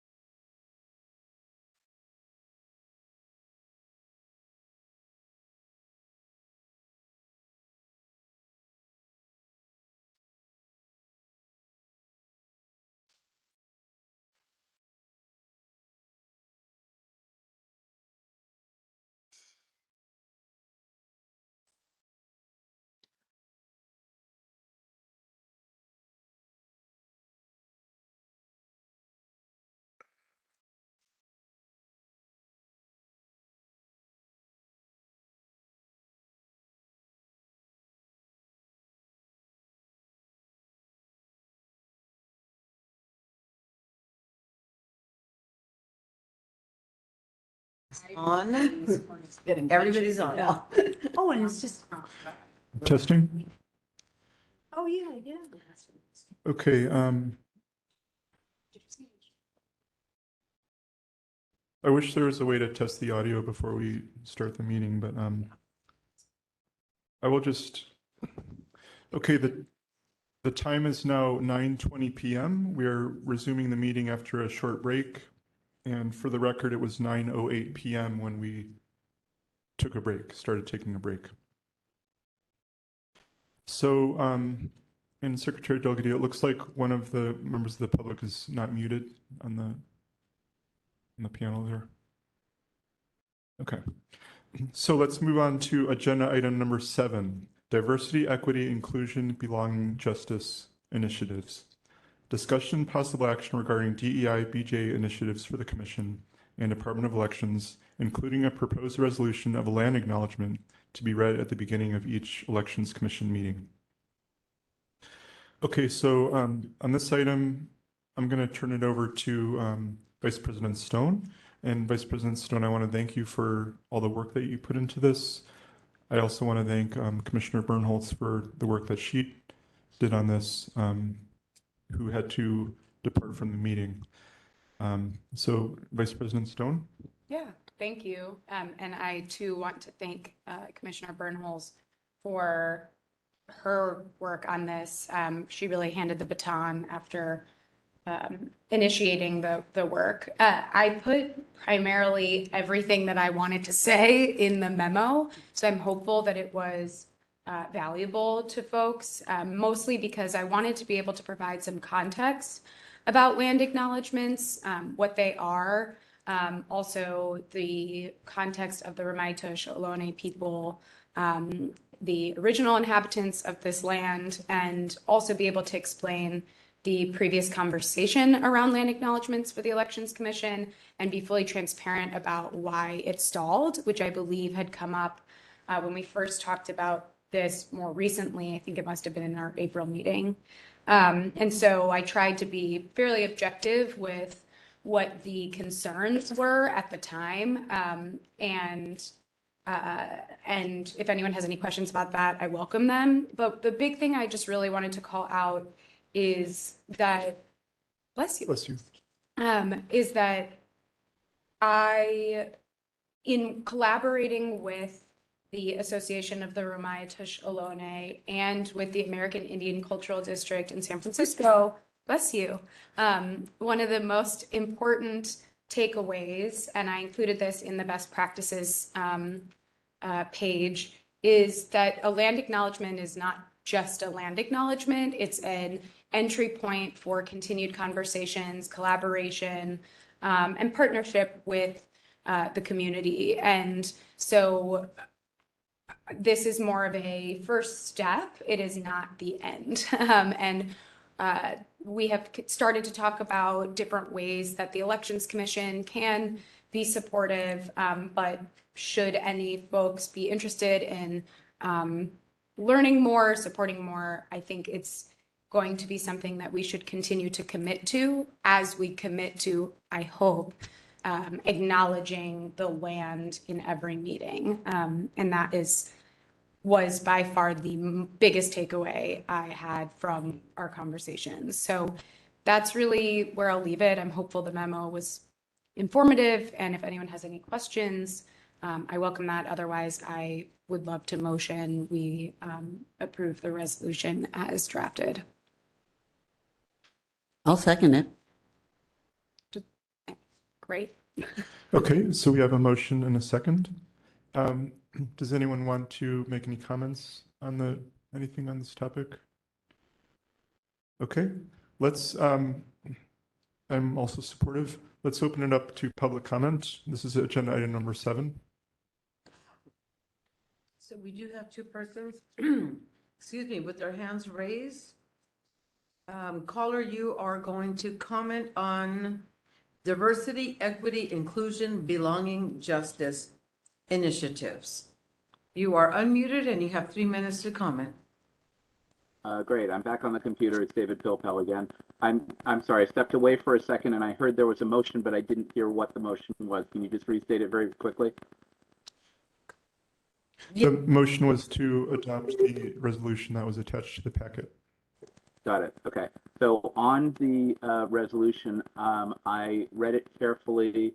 I thought there was at least one typo in the italicized paragraph, the 3rd line, indigenous stewards of this land. I think that should be "and" in accordance with their traditions, so that's just a typo. I have concerns about the last few words of the italicized paragraph. I would probably end it with relatives of the Ramaytush community, period, because I'm not sure what affirming their sovereign rights as First Peoples means and what the implications are, and I think that was the concern of Commissioner Jung last year. I also had concerns about the 4th paragraph, the whereas says acknowledges that the city and county was founded on unceded territory and continues to participate in the erasure and exclusion of the Ramaytush Ohlone peoples. I don't know what that's based on, and I'm not sure I would agree with that. In general terms, and I'm sorry, the resolution speaks to the beginning of commission meetings, but doesn't say anything about committee meetings, so I'm not sure if this would also apply to BOPEC or any other committees that this commission might establish. If you do adopt this, I would review it periodically. I would probably not amend the bylaws to require it, but I think it can just be a practice that you adopt by this resolution. In general terms, if I have a moment here, I really think that this raises other concerns for me and possibly for others. I think, frankly, all people have grievances and history, and when you start down a process to acknowledge this particular concern, it doesn't address any other grievances and history that people or communities have. And so I'm just concerned that we could spend a lot of time on 30 seconds. On everyone's grievances and history, and I'm not sure if that helps. If it does, great. If this land acknowledgement helps move us somewhere, great. But as I say, I'm just concerned about the various other grievances in history that we all have on various issues. That's all. Those are my thoughts. Thanks for listening. So we do have another caller. Oh, Mr. Turner, you are going to comment on diversity, equity, inclusion, belonging, justice initiatives. You are unmuted and you have 30 seconds, 3 minutes to comment. Thank you, Martha. Can you hear me? Yes, we can. Thank you.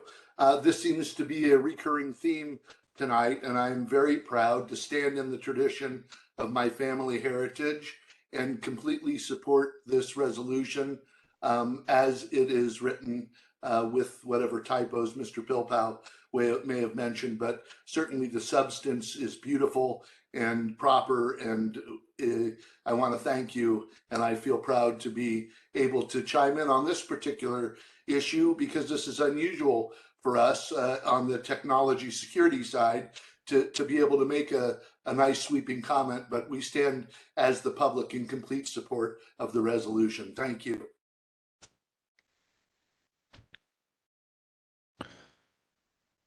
Okay, thank you. We have no other callers with their hands up. Okay, so is there any additional discussion before we take a vote? May I add a comment Sure. in response to Mr. Pilpel? There are a couple things I just wanted to respond to. First of all, I really appreciate the thoroughness with the typos, and I absolutely can adjust those should we move forward with the resolution. I also would recommend, I'd love to hear what the other commissioners think, to include this in BOPEC, so I appreciate that addition as well. And I also agree reviewing it periodically would be valuable, and I would recommend in collaboration with the Ramai Tush Ohlone and the American Indian Cultural District to ensure that the language still aligns with their current perspective. I will say I did respond to those concerns regarding sovereignty, original people in my memo.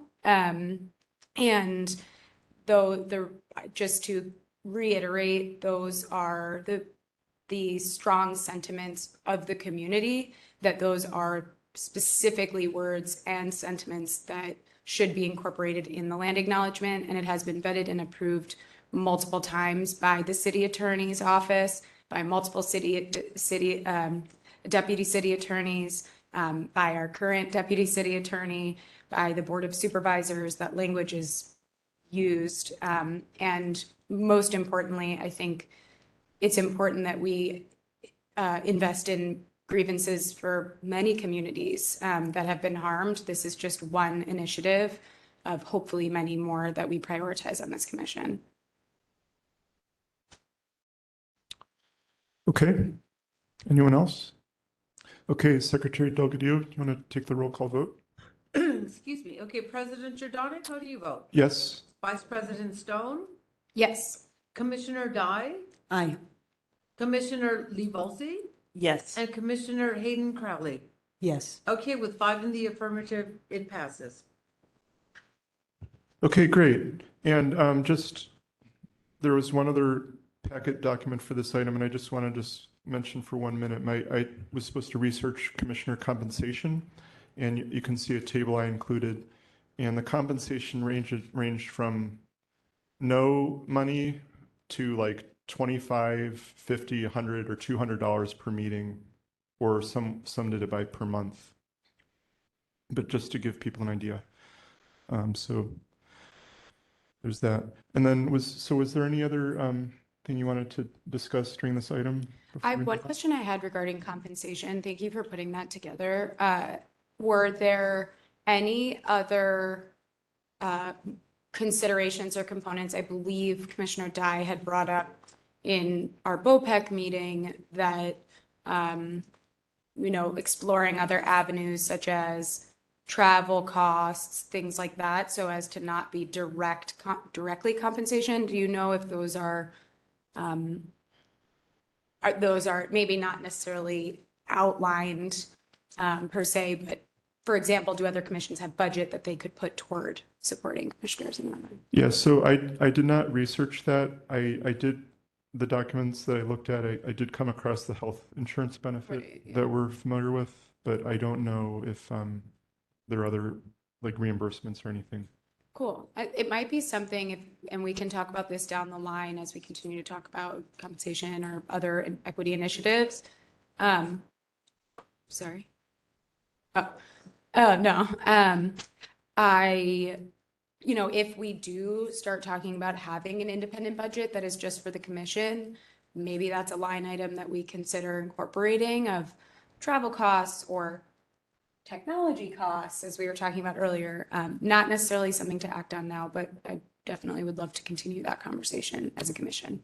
I have familiarity with some other commissions, and travel costs are not reimbursed. There are stipends that are given out.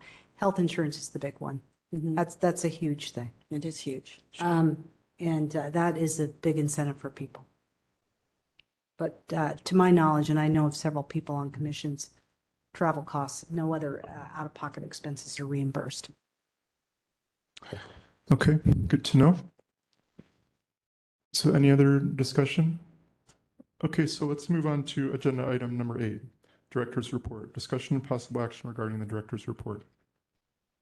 Okay, Director Ernst, thank you for your report. And I know you have there's another appendix you had to the report that covers your improvements you're making to the results reporting. Did you want to say anything about your? No, I'll just take any questions the commission has. Okay. Anyone questions? I just want to thank your team for responding to some of our concerns. Thank you, but you're like, Especially, I know that there's going to be a transition to a new website, but I think it's great that put the effort into making the changes for the November election, which is very important. well, thank you. Yeah, thank you for the changes, Director Ernst. I did have 3 questions. And one of them is related to the results reporting. During the BOPEC meeting, I remember that you had said that when you're looking at possible ways you could address some of the suggestions, you had said that you had met with some vendors. And can you share the names of those vendors?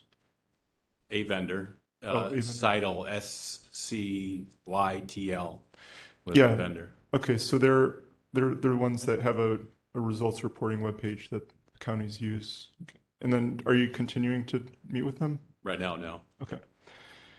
And then on the requested information, thank you for adding the additional information to the report at the end there. I don't know how other commissioners feel, but if there's like no items to report, you don't necessarily need to take up the space in the report, at least from my perspective. But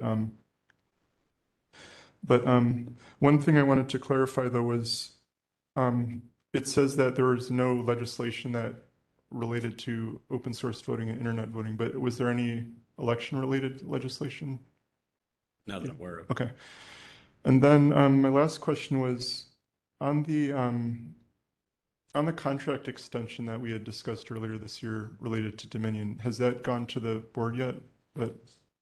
I think I said at previous meetings, the way that the resolution is drafted, the extension does not go to the board. So I essentially sign the contract, the city attorney's office will sign the contract, OCA will sign the contract, and the vendor will sign the contract. But it doesn't require board action. Oh, the Dominion extension? Correct. Oh, okay. I never knew that. Okay, so then what is the status of that then? I'm waiting for the vendor to get back to us on a draft. I did the term for 1 year, so. I see. Okay, so it does not have to go for board approval. Correct. Okay, when did you learn that? Several months ago. Okay. All right. Okay, so those are all my questions. Anybody else? Yeah, I have a few. First, I just wanted to elevate something that I had also shared with Director Ernst. I had the opportunity to shadow Prisoner Legal Services as they registered and distributed ballots to currently incarcerated folks in San Francisco, in one San Francisco jail facility. And I wanted to elevate this to the public and to the rest of the commission that it was extremely organized. It was very well, the department very well supported Prisoner Legal Services to ensure that they could carry out this duty and are continuing to expand how they partner together. And I just think that that's a really phenomenal partnership that, if we're talking about equity and policies, continuing to support other departments that are already doing this work and offering them resources is really, really invaluable. So kudos to Director Arntz and the department on that. I was really, really happy to see that. One question I had about that, actually, on page 4, there was a mention about, it was more just about the move to the videos for currently incarcerated folks. Is that in exchange for posters and flyers ahead of the for the registration process? Or are there posters and flyers in addition? I didn't ask while I was on site, so I'm just curious. Well, the videos are Supplemental? Yeah, because potentially the literacy rates are. Yep. I also just wanted to say that the PLS said that was great as well. Okay. I was just curious if there were also posters. Yeah. And then the other question I wanted to also say that I was happy to see the expansion to working with other groups that are supporting the homeless population. I know that there were a couple of times in your report where you had expressed that the department is trying to encourage community groups to basically ask for more events with the department. Have you gotten feedback on that? Have you gotten feedback on that, or how is that going? Yeah, so we hand delivered materials to over 250 organizations. I think it's 256. And since we did that starting around 2 weeks ago, I think we have around 35, 40 responses as far as us going to the sites, going to an event, tabling, providing information to people who are attending the event. That's great. Thanks for sharing that. And then about the results reporting, I actually wanted to pose this to DCA Flores because I had a fair amount of a few wordsmithing changes that maybe are a little nitpicky, but also are just to make sure that things are clear. Am I allowed to do that, knowing that that does get more into the weeds of what the department does if I want to if I want to provide specific feedback about what they've done? I think if it's within the parameters of your duties as allowed. Okay, so how about I try sharing them, and if that's not allowed, you can cut me off. I mean, yeah, sure. I mean, if it's general oversight of the department, I think, it's pretty broad, so. Yeah, okay. So I will volunteer that Director Arntz had shared an initial draft of this for me, and I had made some selected, observations on possible word choices, and he took some of them and didn't take all of them, right? Great. So, okay, well, one thing that I do think is valuable as a commission, and also just as sharing the result in reviewing the results reporting, I think there is some value in potentially making a few words very clearly defined. So received versus counted versus returned versus cast. And we even got confused, I think, as a commission, maybe not the last meeting, but in a recent meeting. And so if there can be very clear consistency, and I'm happy to share where I saw that, but also as a commission, just being thoughtful of what we're saying when we say counted versus received versus return versus cast. And then the other thing that's nitpicky is on page 4 about precincts reported. I'm wondering if we could adjust that just to make it a little bit more clarifying about that being the in-person election day polling place precincts reporting, so that when it says 100% reported precincts reported, it's just those who submitted. It's like the 2% of voters who didn't vote by mail, either in the mail or drop box. So I'll share that via email. And then the last one is on page 7 as it pertains to the ranked choice voting.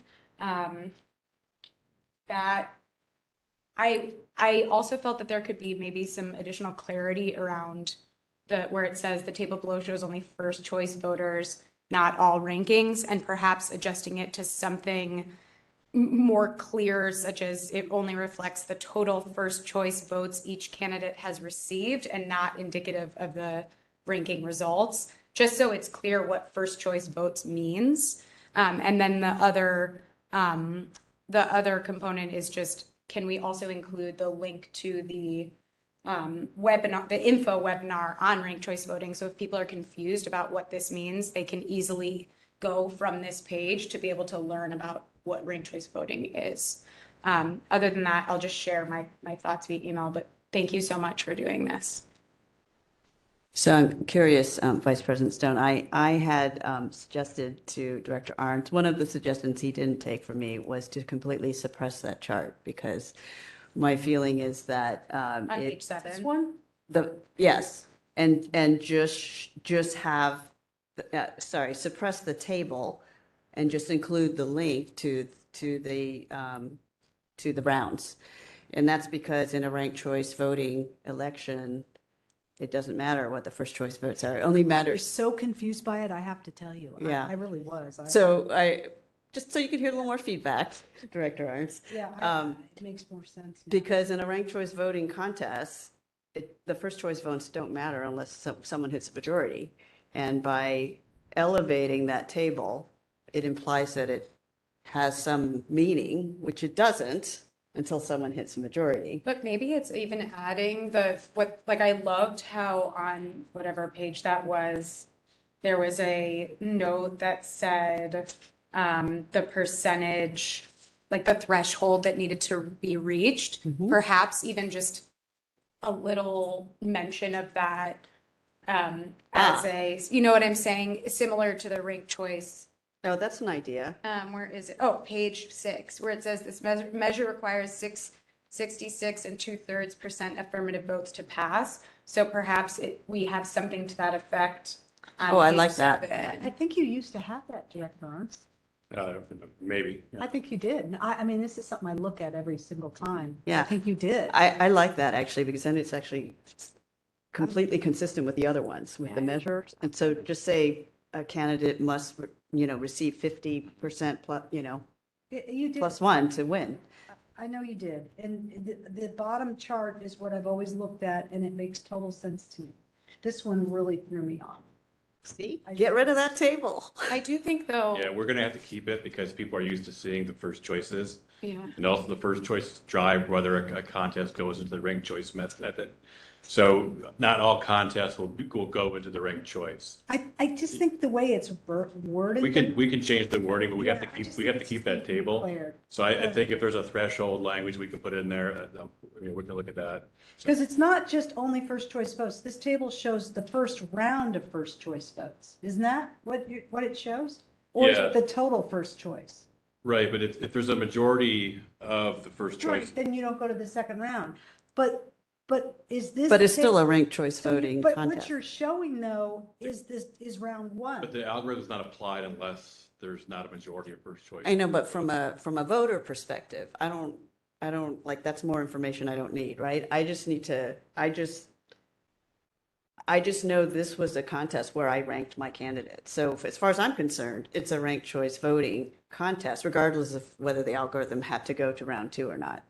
Right? So it's back to I don't need to know it's called a short report because nobody else knows what that means. Right. From a voter's perspective, this is a ranked choice contest. Right, but even a one choice, ranked choice contest, there is no ranked choice. It's just one candidate that you're voting for. So if we just have the table with the reallocation of votes, you wouldn't see anything. Because if that candidate gets one vote, that candidate wins. Right. So the summary table is actually what drives the result, not the ranked choice table.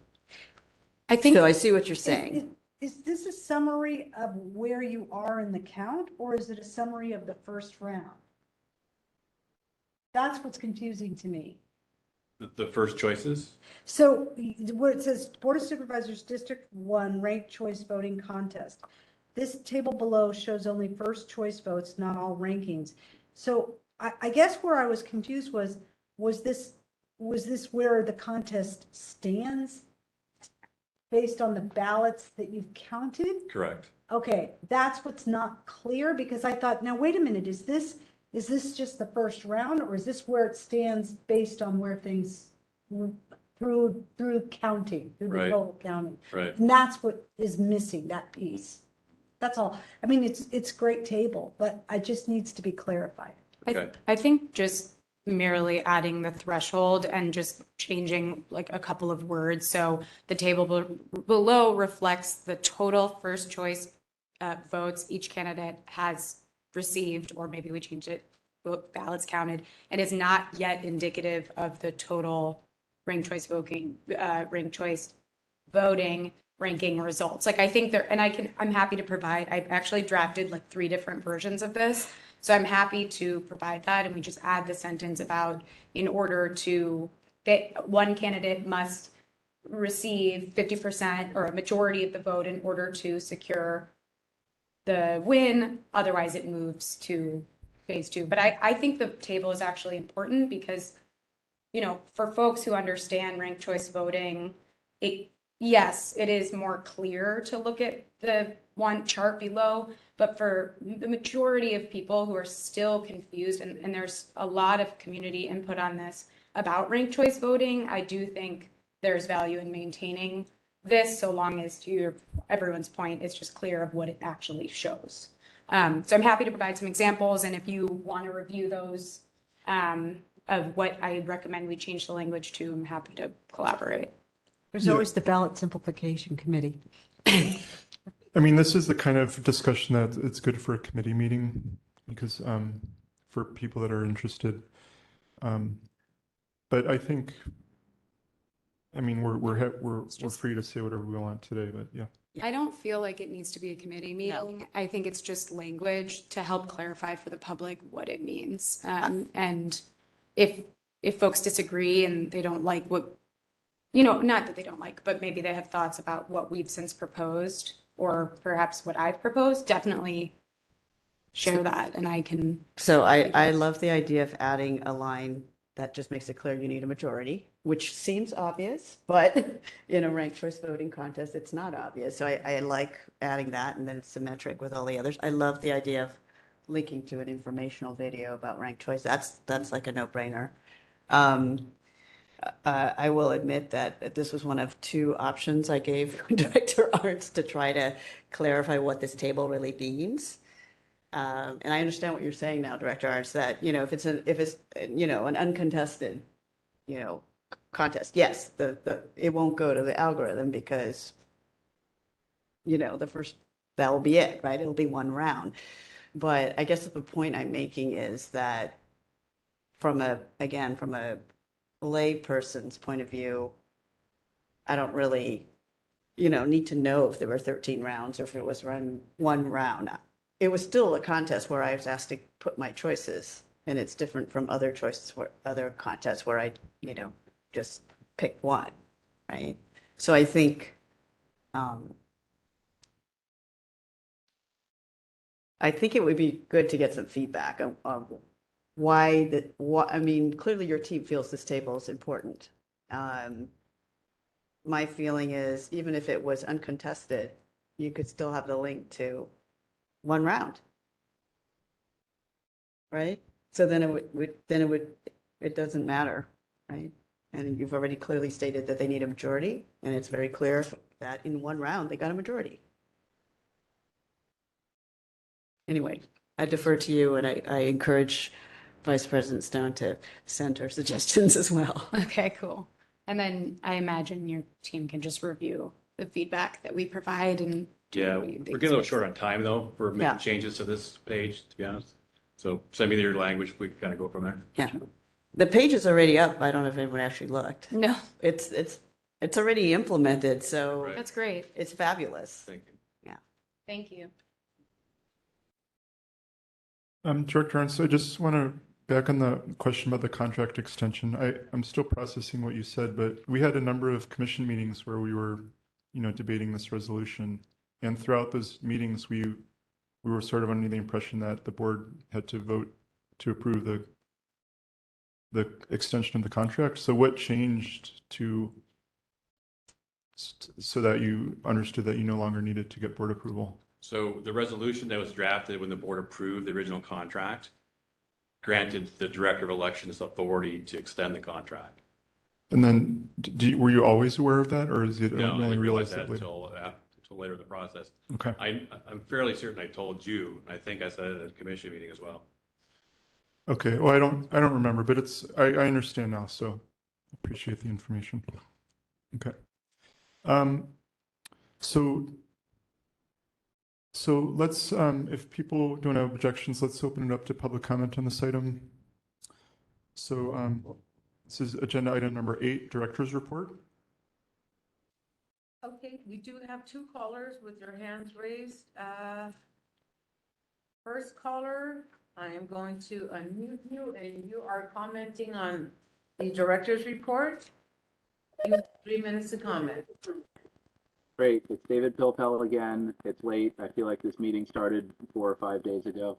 I will try to make all of my comments now, and then that's it for me for tonight. I didn't say anything about compensation earlier, so I'm sure we'll discuss compensation and benefits another time. That's fine. Really great staff work on improving the results reporting. Director Arndt and the staff trying to get it right, taking your feedback. All that's to the good, clarifying. I mean, this is really good stuff on the results reporting. Can't say enough about that. I still, on the other hand, I don't like the sf.gov platform and the website and the sans serif font and the white space. I'm not a fan of that.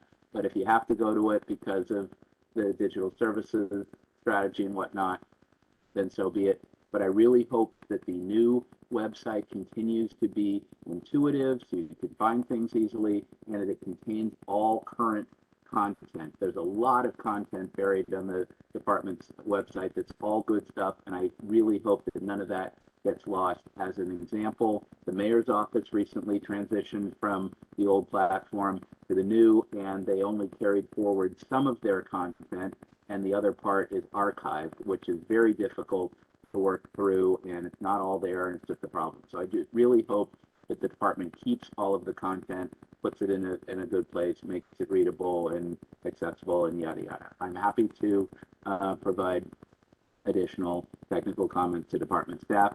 Thank you for listening. I hope I'm done for tonight, and we'll do more next month. Thanks again. We do have Mr. Turner on the line. Mr. Turner, you are going to comment on the director's report. You're unmuted and you have 3 minutes to comment. Thank you, Martha. Can you hear me? Yes, we can. Thank you. Yeah, I'm in a bit of shock. I think I communicated with you offline earlier that I just got out of the hospital for a heart surgery, and so my team here in the back is telling me I should remain calm. But to hear John Arndt now say that he has the authority to go around the board and also the commission and contract with Dominion is disturbing at best. I'm trying to keep it together at the late hour, but this is just another point to be made. We have to open up this process to considering some new people to do a competitive selection process here. I appreciate I'm sorry, John's Mr. effort. Turner, you have to remain on the subject. It's the director's report. If you have a comment on that, please. I'm addressing it proceed. directly. He just mentioned that he has the ability to extend the Dominion contract, and what I'm saying is that is inappropriate. I don't know how long he's had that information. He mentioned that he told President Jordanic previously that was the case. The public has not been apprised of that. We're upset about it. If you want to tell me what to say, I'm glad to say what you think I should say. But unless you have something else to tell me, I'd like to continue my public comment. I was just stating that that you have to continue with the topic at hand. I don't know who that was talking, by the way, because on the platform, whoever talks, it just always comes up Martha as speaking. So there's no way for the public to tell which commissioner is speaking. That's just something I want to mention. But I will continue and hopefully be given my time back. Mr. Arntz mentioned Seidel, that he's talking to Seidel. That's Paul Allen's company, partners with Bill Gates from Microsoft. We see Microsoft as controlling this environment, controlling the Dominion company also as that's the platform Dominion is on top of. And we see, again, this outside interference recurring and controlling this environment. So the public wants to move toward better systems, but we're hearing Mr. Arndt say he has the ability to lock Dominion into place without regard to the commission or the Board of Supervisors. We want to investigate that. How long? When did he know that? Why didn't he tell anybody? Now he said that he did tell people. We reject that until proven otherwise. And with that, I want to just say we believe the vendors are controlling the conversation here, and we object. Thank you on behalf of the public. Thank you.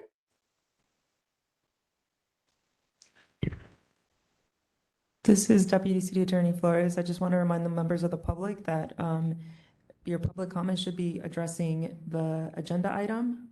I believe that we had an open session item about the hiring and selection process of Director Arntz. So any comments about the hiring and selection process of Director Arntz should have been addressed at that agenda item. So, it's pretty late. So we welcome all the public to comment on the agenda items at hand. Thank you. I don't see any other hands raised. This is Secretary Delgadillo. I don't see any other hands. Okay, thank you. We'll close public comment. So if there's no other comments from commissioners, let's move on to agenda item number 9, commissioners' reports. Discussion on possible action on commissioners' reports on topics not covered by another item on this agenda.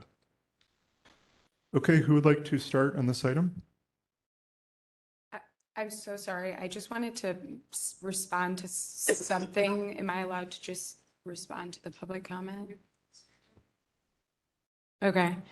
Well, just based on the feedback, perhaps, and I'm not even doing this right now, perhaps it would be beneficial to the public for us to state our names before I speak. So this is Vice President Stone, just so folks know who is saying what.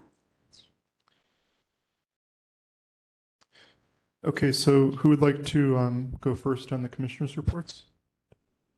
Otherwise, I'm happy to go. So I've actually got a number of things. I'll try to be quick. But for starters, I think you may have seen that some sunshine requests came in a couple weeks ago, just because it was in the news about the resignation letters about commissioners. And on that topic, I just want to mention that something that might be of interest is that we had a former commissioner, Commissioner Jung, who had not responded to a sunshine request, and then a complaint was filed against him that went to the Sunshine Ordinance Task Force, and then the complaint was found valid. And then a couple weeks ago, he had requested a rehearing, and the Sunshine Ordinance Task Force then agreed with the request, so they're going to do a rehearing. And I'm just mentioning this to you so people can be aware that, we should always be very, look for these emails that are requesting information, because in some cases they do send those to the Sunshine Ordinance Task Force, but you should be complying anyways. But on that item, I did want to, I was following the discussion of the Sunshine Ordinance Task Force, and I wanted to ask a question that relates to it. In the agenda packet for that item, there was a long, I think it was like a 250-page document that I saw, and one of the pages, so the Sunshine Ordinance Task Force had requested Director Arntz to search former Commissioner Jung's emails, and I was wondering, Director Arntz, could you just explain to us how does that work, like in terms of searching commissioners' emails? Do you have access to the emails, or do you have to get request. I don't have access to your email. But since Commissioner John had resigned from the commission, and we had not, and the account had not been closed, the department is the only entity that can access those emails in response to a sunshine ordinance request. But otherwise, I don't have access to your emails. But after they leave, then you can able to access. Correct. Okay. All right, and then Can I ask a clarifying question about that? yeah. So does it have to be, just so I understand, a formal request given to access the emails in order for the department to then access them, or is it at the discretion of, just so I understand? Well, all your emails are public record. Right. And so it's just a matter of who's going to provide that public record. Since Commissioner John, I'm not sure if his account was closed to his access or not at that point. He might have just thought that it was. So since the sunshine request came to me, then I responded to the request by looking at his emails. Otherwise, I don't have access to your emails, and I have to have a formal request. Someone can't just call me up and say, "Hey, what emails did they get on July 5th?" It's not how it goes. But if there was a request for records for sitting commissioners, I would forward that to you, and you'd have to respond to it. So. Thank you for clarifying. Okay, so then, yeah, thank you, Director Arntz. On the next thing, I did post on our website the list of regularly requested information that we approved at the last meeting. I did make added the additions that Vice President Stone had, pointed out during the meeting as part of the motions, and she was able to review that. I know Vice President Stone, she did mention that you have other suggestions on the document on stuff that wasn't mentioned at the meeting. So we can revisit that document at a future meeting to look at your additional suggestions. Thanks. Another topic is, I've mentioned before that our commission's website is they're asking us to switch over to the new SFGov platform. It's a newer version of Drupal. And they were saying that we needed to complete that by mid-November. And so I have been working, meeting with them every couple weeks, and I have access. And so the current plan is that for the next meeting, we'll be able to see a preview of that, and then we could activate the switch over, sometime in late November or so.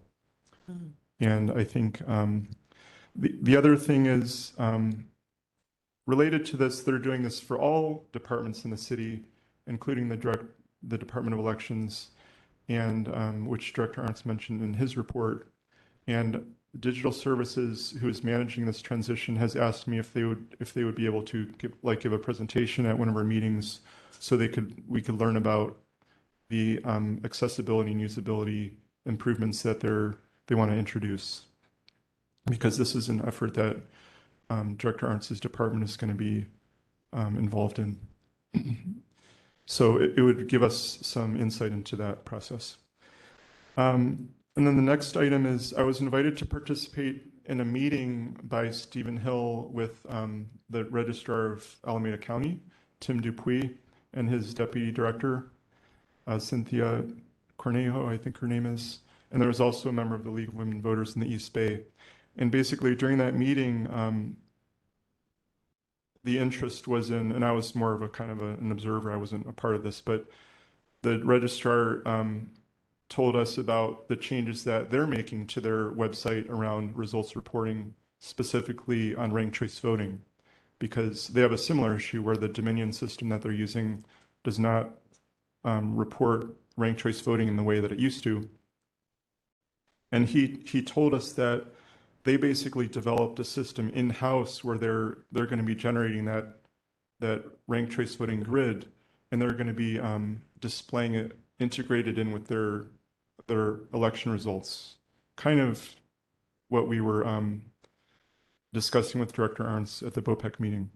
So and he told me that he's happy to share the code with Director Arntz and work with him, provide any information. But so this is kind of like what the Open Source Advisory Committee did in their proof of concept, but this is something that Alameda County then also implemented on their own, in their own way.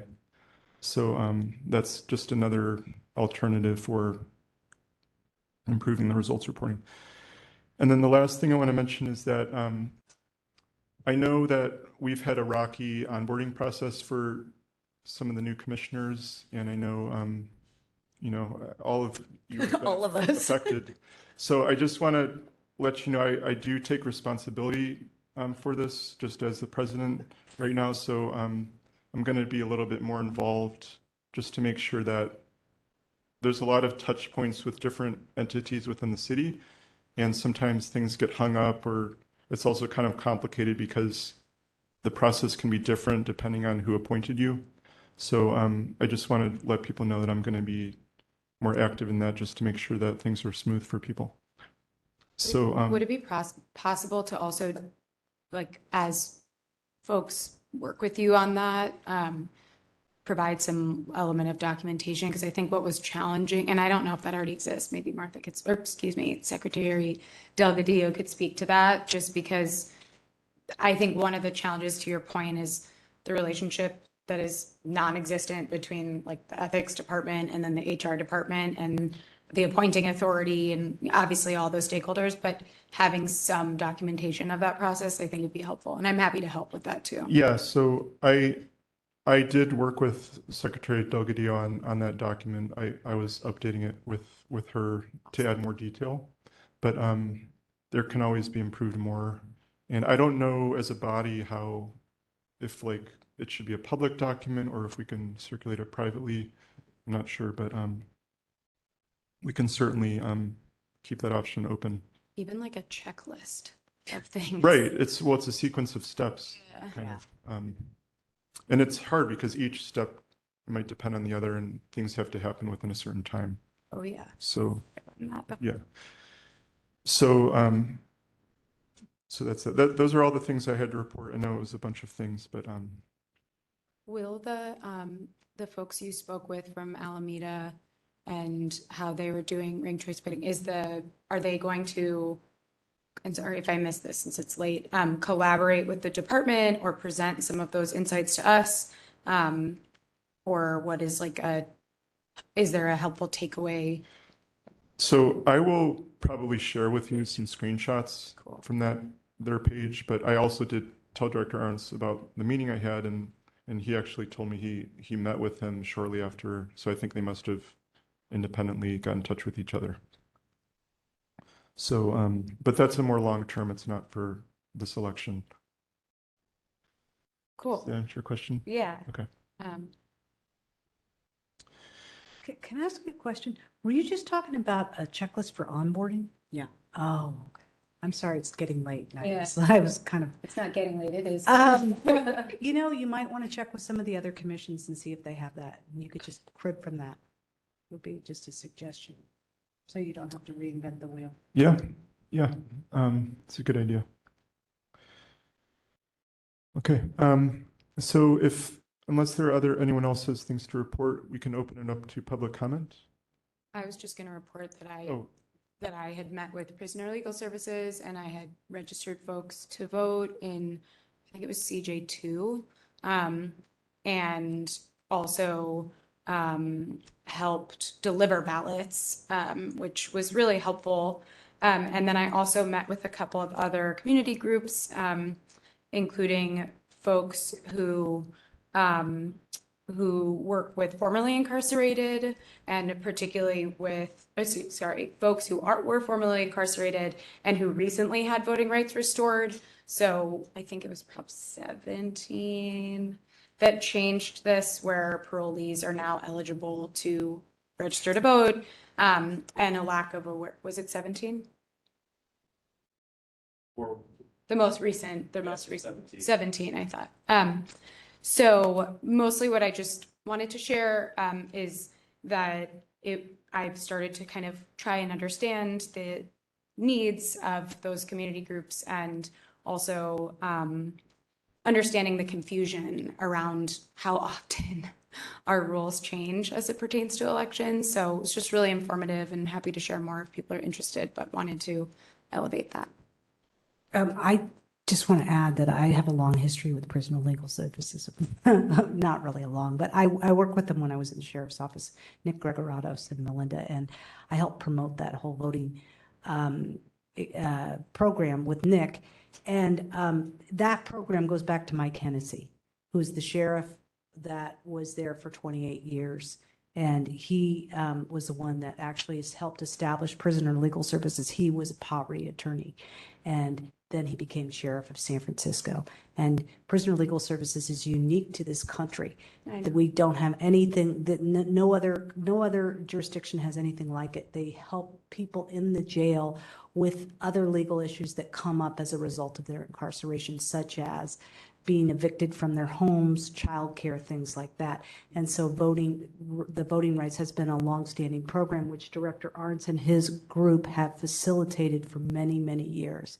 And then this year they've added the voting boxes and seem to be doing even more, but it's been a really successful program and has been a standard for the country. So there's information on it on the sheriff's website. So at sfsheriff.com, I wrote the information. Well, then I probably learned from you. That was all mine. Okay, great. So let's open it up to public comment on agenda item number 9. Okay, well, let's move on to agenda item number 10, agenda items for future meetings. Let's see. Website transition.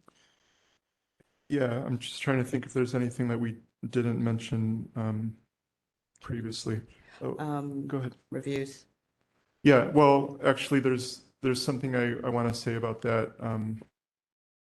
I guess I could say now. So Secretary Delgadillo asked me just to let people know that she's actually, this is her last meeting today, and she's had some medical issues that she needs to take a break for.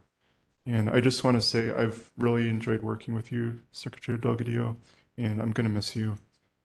You know, I think Ditto. I'm gonna miss you. Thank you.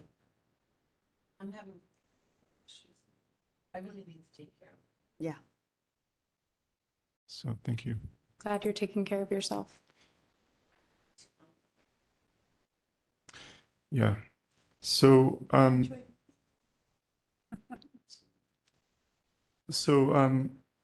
but I think in terms of future meetings, I know one of the things that we could discuss in say December is the commission's budget. And that's come up in a couple different contexts. And this is something that I don't think the commission has ever done. Basically, is there anything that we should be asking for as a group that we might need? You know, just even earlier today for agenda item number 5, we saw that there was something missing. And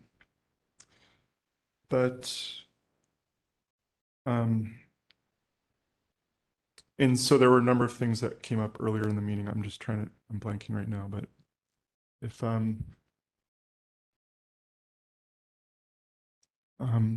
if anyone has any suggestions, but while people are thinking, let's open it up to public comment on agenda item number 10. So we do have one caller on the line, and caller, you are commenting on agenda items for future meetings. You have 3 minutes to comment. All right, well, it's David Philpell. I wasn't going to say anything, but you saved the worst news for last. So this is the last meeting for March. Oh, no. Could I move to authorize a medical leave of absence for some period of time if she's got it, so she can come back? I mean, oh, all right, whatever. We got to do what we got to do. Continuity of government. All right. Thank you for your work. Thank you for your service to the people. I really appreciate you. Thank you, Mr. Pilgrim. And we also have Mr. Turner on the line. And Mr. Turner, you're commenting on agenda items for future meetings. You are unmuted and you have 3 minutes to comment. Thank you, Secretary Delgadillo. Can you hear me? Yes, we can. I just, on behalf of the public, also want to reiterate Mr. Pilpow's appreciation. Thank you for your kindness and your ability. You'll be missed. Other than that, hopefully we can bring back open source voting for future agenda items. I think it obviously is the, I think, most crucial part of this commission's work moving forward to set precedent for the state of California. We know Los Angeles isn't going to do it. They attempted with a $300 million budget that went down the drain. We also could possibly agendize what effects outside interference and corruption are having within our arena here. And these would be a couple suggestions. And thank you again all for your time in this late hour. Thank you. Thank you for your kind words, Mr. Turner. Okay, everyone. So seeing no additional comments, the time is now 10:18 p.m. And thank you everyone for sticking it out. It's been a long night. Have a wonderful rest of the night. Meeting is adjourned. Night.